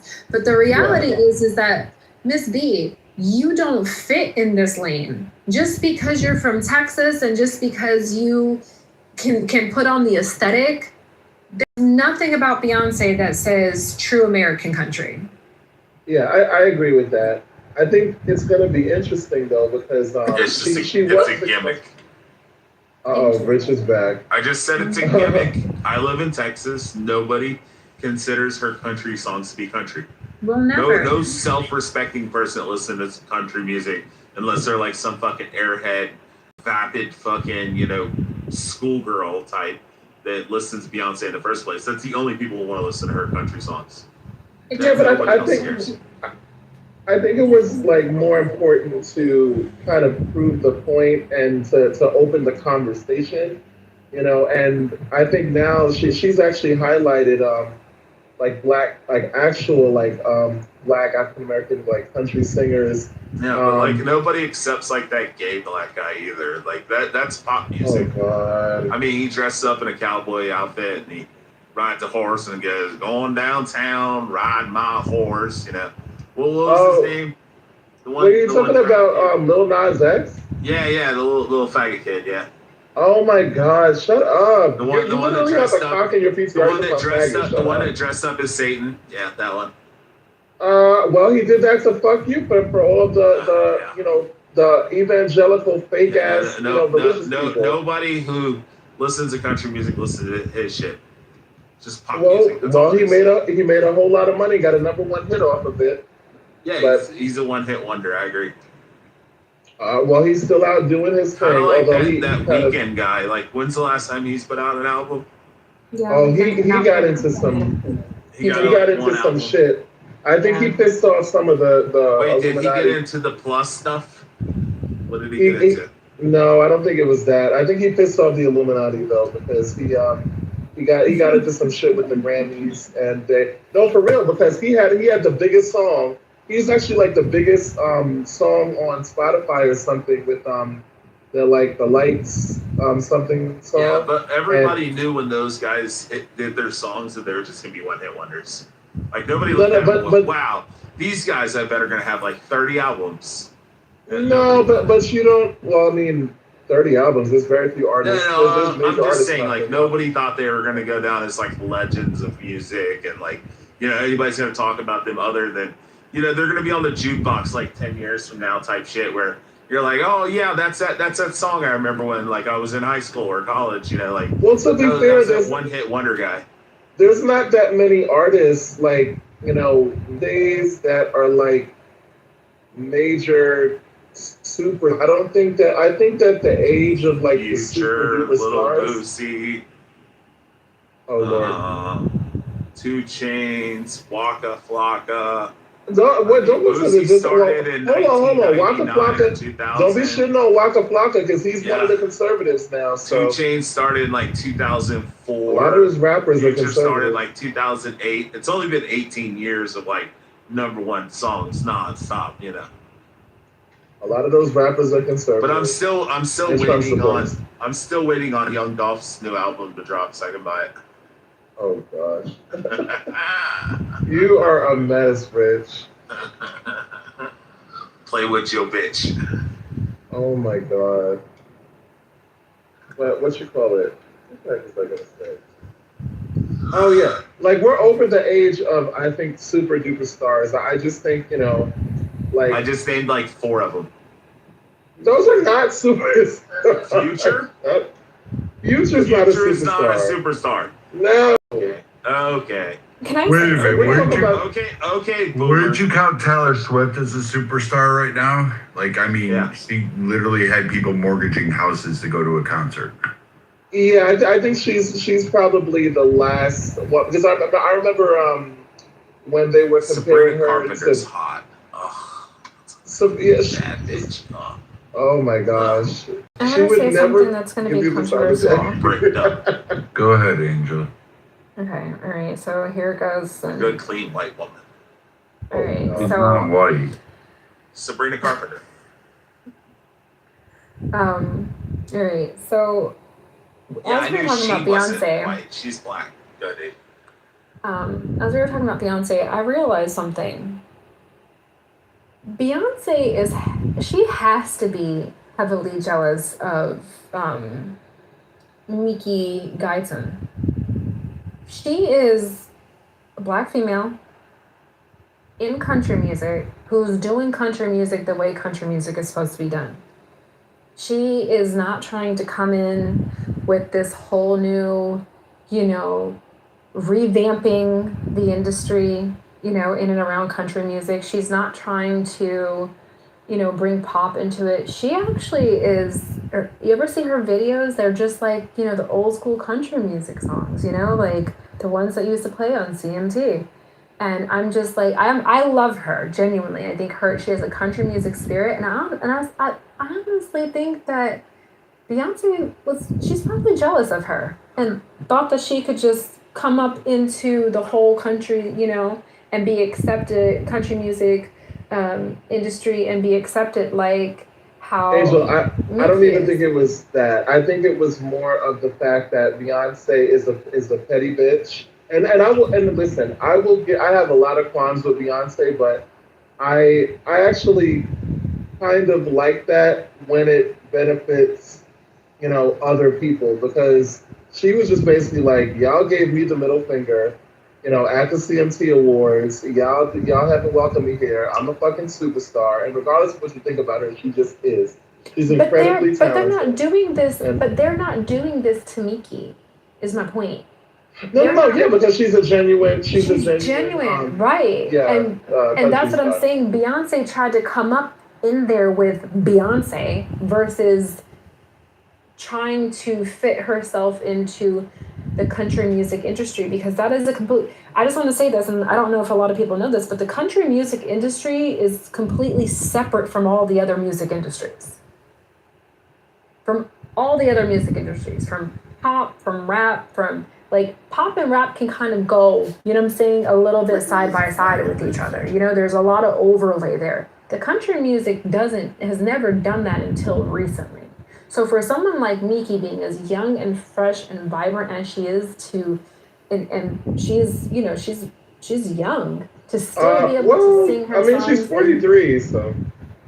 Well, I mean, but I mean, she has that spirit, and she does, and she's so true. I think when I hear her songs, I'm like, yes, this is still American country. But I'll tell you what I didn't like a though. new face. What I didn't like though is when all of this controversy was going on, it got made into a racial issue, and people were there was a lot of people saying that, oh well, Wait, don't you make everything a racial issue? No, I make it a gay issue, as I should. No, you make a racial issue every time you turn around. Well, if you're gonna be calling people like N-word, no, just like a guy who's completely in the fucking wrong, doing something that's abhorrent and atrocious, and you're like, your only guys are saying that because he's black, like. If he was white, it would be different. It's systemic racism. Like you're the queen of that shit. There's a lot of precedent for that. Exactly. Oh no, like when Carmelo Anthony, the stabbed Austin. Let's not do Carmelo Anthony. A black issue, and there wasn't enough black jurors. Even though they were excused, two of them. So one of them was excused because they said they couldn't be unbiased. The other two was because they were part of the school board, which was, kind of included. Doesn't matter. It was a racial situation, and the boy that was killed was a racist. Carmelo lost his retrial, and now he's going to prison to be the big booty bandit and get fucked in the ass. Mm-hmm. Oh my god! So now we're advocating for rape. This is so. No, he deserves it. So he deserves it. No, yes, the guy deserves to be killed. I mean, he's an animal. He stabbed somebody in the fucking heart for. And he deserved to be stabbed. So how about that? He deserves to be anally raped and penetrated and sodomized. God have mercy. Yeah, JJ, let me ask you a question. If somebody raped a kid, should they get anally penetrated in prison? Oh my god, nobody should get anally penetrated without consent. Like, what are we talking about? No, I just can't. As he's saying this, and then I'm looking at his PTR, it's giving, it's cringe, right? It's a snake. I can't. No. And it's given that this is what's on your mind. Should chomos be raped in prison? Nobody should be raped in prison. Like, what are we talking about? Men who molest children, you're saying shouldn't be raped. Why? They should be executed. It just should be. Yeah, I mean, I agree with execution. Right? Why would we? But if they're not going to be executed, they should be fucking raped in prison. I just don't know why we're hyper fixated on this. Let me ask you a question, JJ. Were you raped as a child? Hold on, no, I wasn't raped. No, I wasn't molested. Okay. Perfectly normal childhood. So, but I find it egregious and fucking disgusting. And I think we should tie a millstone around their neck and throw them in the sea. But I mean, oh my God. I'm just saying what Jesus said. But I agree with Jesus. See, I agree with Jesus. Jesus never said that. Let me ask you a question, JJ. This is a genuine question. Yes, he did. He never said that pedophile should be thrown in the sea. If you had a son or a daughter, and your son or daughter was brutally raped, and that person went to prison, would you not fucking figure out a way to pay somebody in prison to fucking murder them or rape them? I don't. 100%. I would figure out Okay. who's in prison there and who's the biggest booty bandit, and I would pay that motherfucker to break First into and his fucking foremost, cell if I was and just if first rape the fucking first shit out of him first every and night. foremost, if I was I'd a say who's got parent, the biggest dick booty bandit in there? oh They just go my in there and just god. fucking just rape everybody. Hello. Hello. Oh, it's the tell of the tape. You got something to say to Bunny? Shasha? Bunny versus Shasha. Yeah, you got something to say to Bunny, Shasha? Fighting out of the red corner. This woman is mixed martial artist. No, it's Bunny versus Shasha next round. Civilized forward to our debate. I don't know what the fuck you want me to say. Let's see when Nate comes. Hey, did you guys see Nate's get PTRs of the debates? I didn't see your one. I saw the Dawn one. Yeah, She was very the displeased Dawn with one was bad. how she was depicted. She's like, I don't know who that lady is, but I ain't me.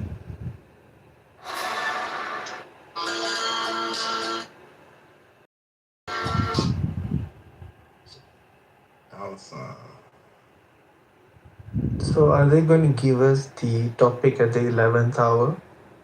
Is that what they're planning on fucking doing? Bro, it's wild shit. Like, there's no schedule, nothing, and I come in and next thing I know that Red Rum and Monica were done with their debate, Exactly. and I'm like, what the fuck? They said it was going to be on Thursday. Friday. It's Wednesday today, isn't it? No, Monica tried to say Friday, and then Yeah. but then she's like Thursday. Nah, You there's guys like are- 17 more debates to go, so we gotta Bruh. get this through by the end of the week. Do you know what probably happened? Yeah, she tried to prolong it, and then she saw how like little there was to fear when Florida debated Dawn, and then she saw like the fact that Dawn actually won, and I think that gave her confidence. So she's like, actually, there's an opening in my schedule. No, it was Red Rum. They were gonna postpone it till tomorrow or like later on. And Red Rum's like, fuck it, let's do it right now. Oh, okay. Probably, I thought she said something like she could do it on Thursday or something like that. But I don't know. And I'm glad we got ours done. Fuck that. Bro, she blamed it on Brad. Bro, I got out of the gym, I was driving home, and I'm over here like, fuck, when should we do it? That's why Maybe you were tomorrow, maybe aggressive. Thursday. That's why And then I was like, you know what? Now let's do it now. What did you say? That's why I was aggressive. Yeah, after the gym. Tell me, bro, what is it about that? Like, I remember, like, less so now, but, you know, I remember, especially when I'm driving back from the gym, I'm hyped for some reason. It's your T levels. Everything's just fucking through the roof, bro. All the good hormones. You say it's the endorphins, bro. Yeah, all the good hormones. Everything's just fucking on a high level. Your body's like, fuck, you feel so much. You feel taller. The blood flows better. You know what I mean? Sometimes, man, like, moving from a lot of weightlifting to, like, taking a week off and just doing, like, 3 days or some, like, calisthenics or some shit like that. You come back hella stronger. Give your body enough time to rest. To relax and recover. Yeah. Yo, Samoa, you guys got fucking mosquitoes up there? Yep. What type of question is that? Nah, cause like there's no mosquitoes in the bay, yeah, like in San Francisco, cause it's sea level and it's cold. So I was assuming Seattle area would be cold too, but I don't know if you guys have seen. Bro, we've been hitting 85 degrees, like non-fucking stop. Yo, 84, I would 85. fucking take 85. I would give up like my fucking pinky toe. Bro, it's bad. 85. Yeah, it's bad this week for us. It's fucking nasty. I didn't sleep at all last night. I was fighting a mosquito and the heat. You haven't got an AC?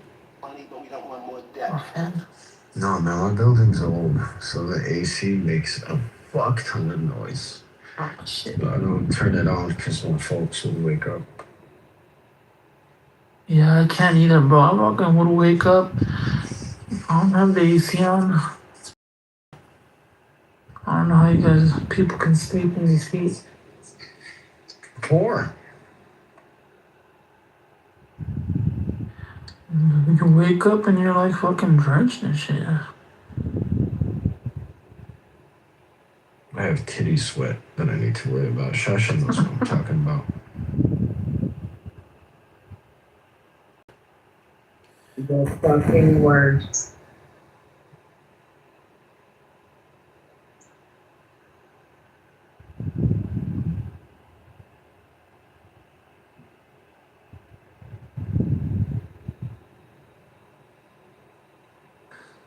Bro, my guy Alexander was like, red rum failed.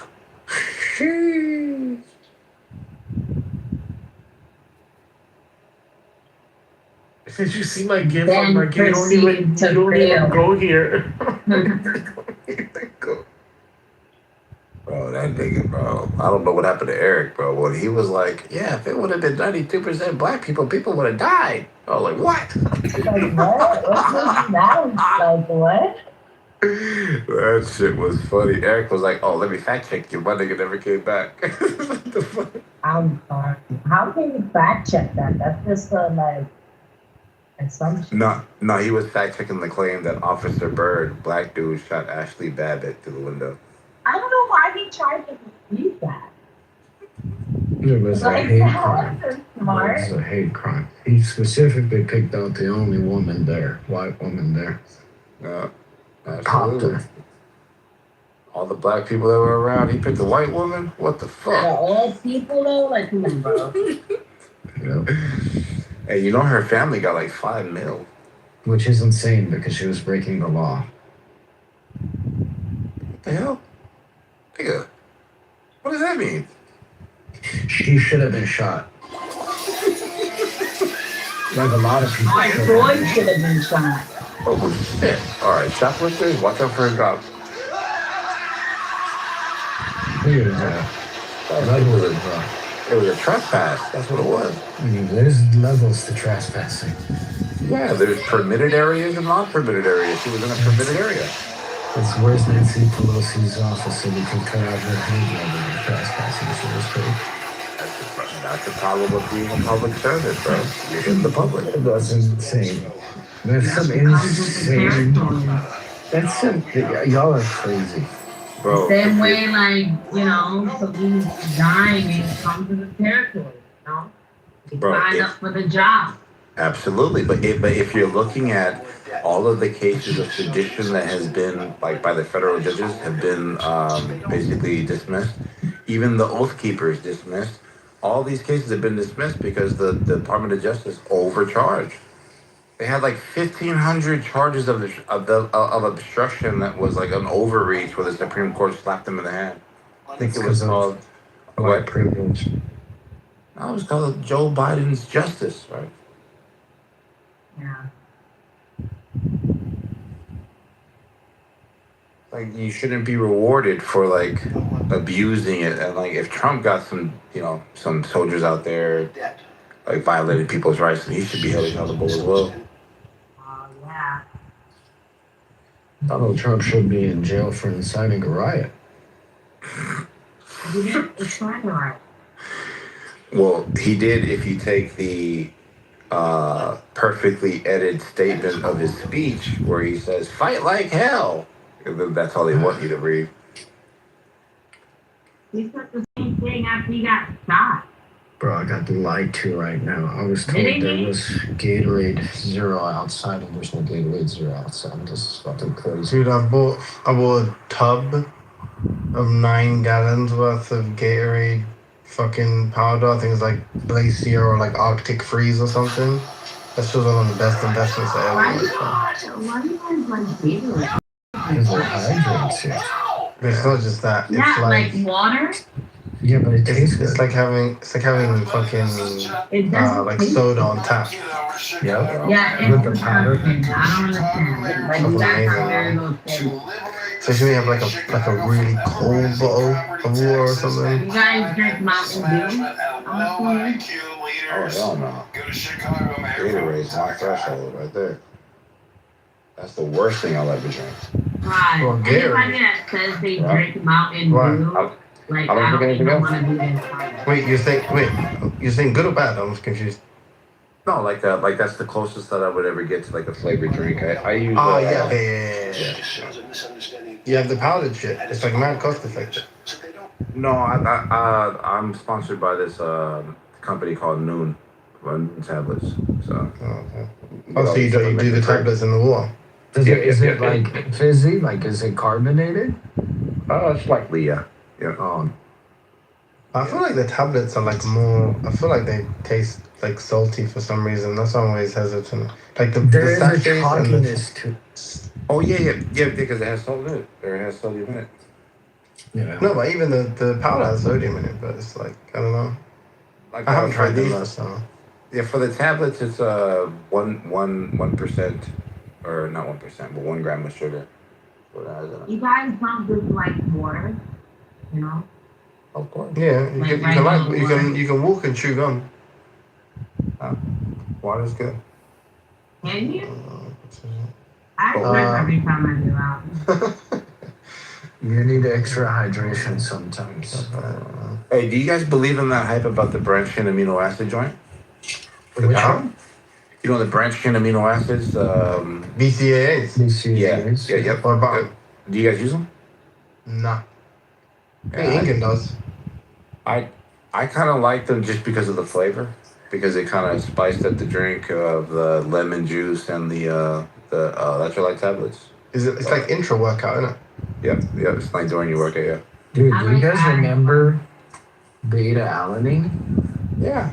Yeah, Isn't that in makes you all feel in pre-workout? a lot of the health, like the what do you call it? The drinks, the canned drinks. Energy The drinks energy or drinks, yeah, pre-workouts? the energy drinks, yeah. Yeah. Like the Well, it's C4s in and the- shit?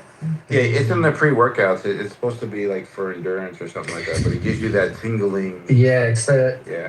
it makes you. It's supposed to help you with soreness, like lactic acid production is decreased. I hated that shit on BCAAs. Then only one candidate is But it kind of like gives you that sense of, oh, it's working. Yeah, but that itch Like is it's fuzzy and weird. shit. Yeah. You know the only like. So I like it's a welcome distraction because it's tasty. So I like Monster for that reason. But the only real thing I could say it helps in terms of like functionality when it comes to training is it suppresses hunger for me. Like I can train fasted, just down a fucking Monster, and I'm not really hungry while I'm training. Have you tried straight caffeine instead of all the fucking boring fucking additives? From what, for instance?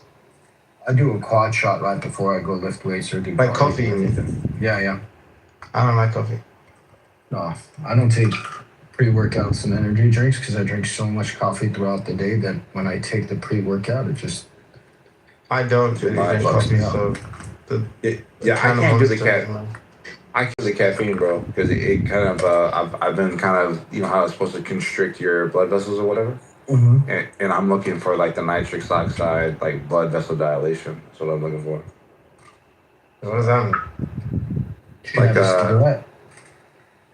like what's the reason or what I was? No, like caffeine gets me kind of hyper where I can't like calm down like before every lift. You know what I mean? Like I don't like to be rushed. I don't like my heart rate to be rushed. You know what I mean? I like to get it goes at the weights at a calm pace. Gives you like a head high for me. Caffeine does. Yeah. Oh yeah. I do Hey, 12 what did you say shots your by max the time bench I'm was? at the gym. Right now, I just the whole time. 545 for 3. Damn. Jesus Christ. Yeah, bro. I was a refrigerator, bro. Massive. So you didn't one rep max. You don't know your one rep maxes or? No, like back then, like lifting that type of weight, the 1 rep max really didn't make any sense. So that's just when I stopped at that point. That was the How much heaviest did you ever weigh? got. How much did you weigh at the time? 370. Oh, damn, bro. At I gotta the work that. That's yeah, like my heaviest I was it's like at 450. 150 kilos or 160 kilos. Yeah, at my heaviest I was almost 450. Wait, what? Yeah, that's how much I was. I was almost 450 at my Wait, so how much heaviest. are you benching at 450? No, that was before I started like powerlifting and everything. Oh, as in so you were big and then you started training. Yeah, we got down to three. And then you started. Yeah, Okay. got down to like it's three. Crazy. It's crazy how like. It's crazy how like, if you put on weight sometimes, it's like okay, sorry. What I'm trying to say is, I think about how like right now I'm probably close to no I'm at like the heaviest I've ever been, but just like I've been here before, yeah. But it wasn't like I didn't intentionally put on weight to get stronger. So I think technically I was as strong as I am now at like almost 17 kilos lighter than I am now, which is like I don't know, like 30 like 40 pounds, something. Yeah. It's like imagine if imagine at the point where I was as strong as I am now, if I just intentionally put on 40 pounds of like, Yeah. like a significant portion of it being muscle kind of thing. Yeah. You know what I'm saying? Fucking I mean, you probably wouldn't have even been able to do that because the fucking would have been fucking hard as shit, but to put on that much muscle, but it's fucking annoying. Like I could have cheated on my diet just with the intent of being a fucking powerlifter and got to the same weight anyway.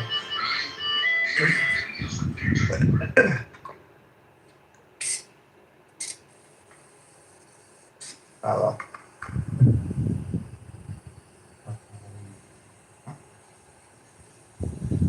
Yeah, like barbell stuff. Like the only time I ever mess with barbells now is like just doing RDLs. But my major like compounds are I only rock with the trap bar. I do front squats with the barbell. I don't do back squats too often. Yeah, front squats are annoying though. A little bit. You can balance. I mean, balancing. The heavier it goes, I balance it on my shoulders without. Easier. You know what I mean? Yeah. Without your fingertips. The fingertips one, it's a lot on your wrists. Oh no, like I don't have the shoulder mobility for that, so the bar just sits on the shelf. Why? What's wrong with your shoulder? Oh, you don't do it the one where, you could like wrap your arms and hold it on your shoulder? No. So like like when you bring your arms up, you see the shelf there that you have like right by your collarbone. That's where the bar sits. Yeah, that's what I'm saying. So it Like sits there. Frankenstein's. Yeah. And then you just like cross your arms, right? Yep. Yeah.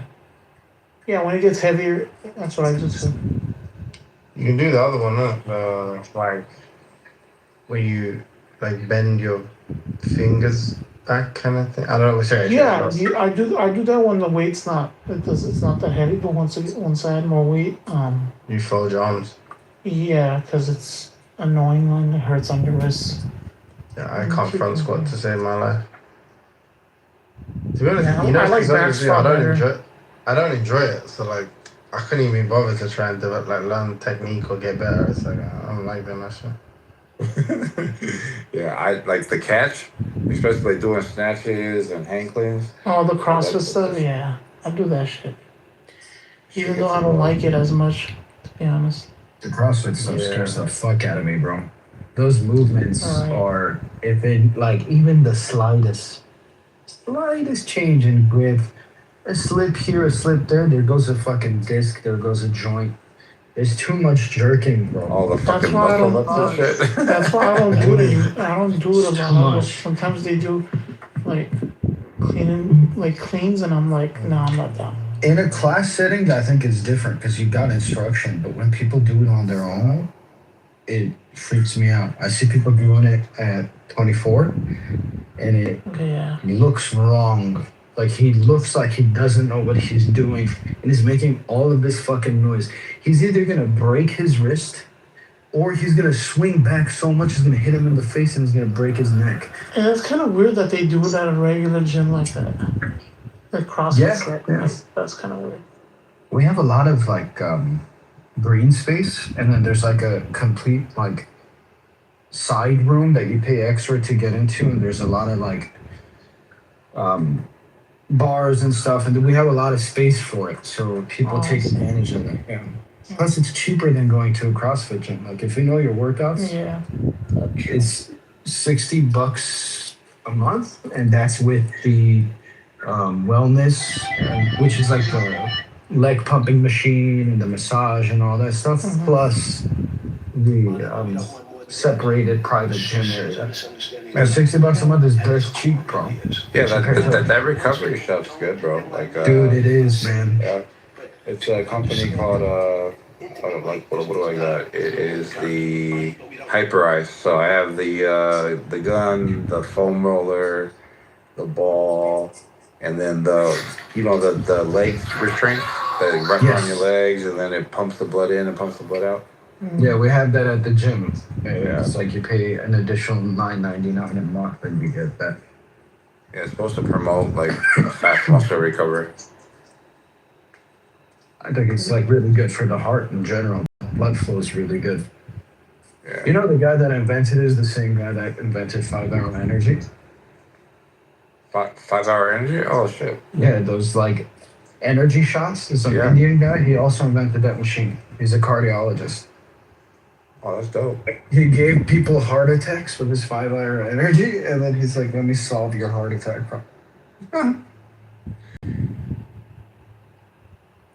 Man, ever since I started consistently going, I've been so into like, I mean, it's a lot of money I spend, but I look for wellness, like recovery and wellness after.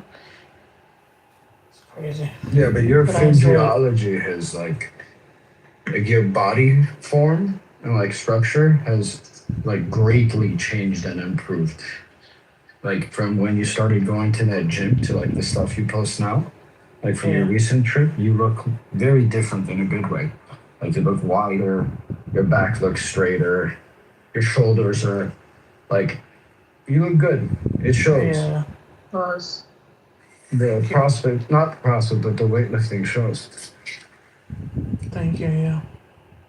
Yeah. I just need to be better at my diet. That's the only thing. Yeah, I think that's the thing that I always how we go back on. Like West Side barbell, powerlifting, chalk at the gym. Every single time we get a new plate, you're not really realizing like how many calories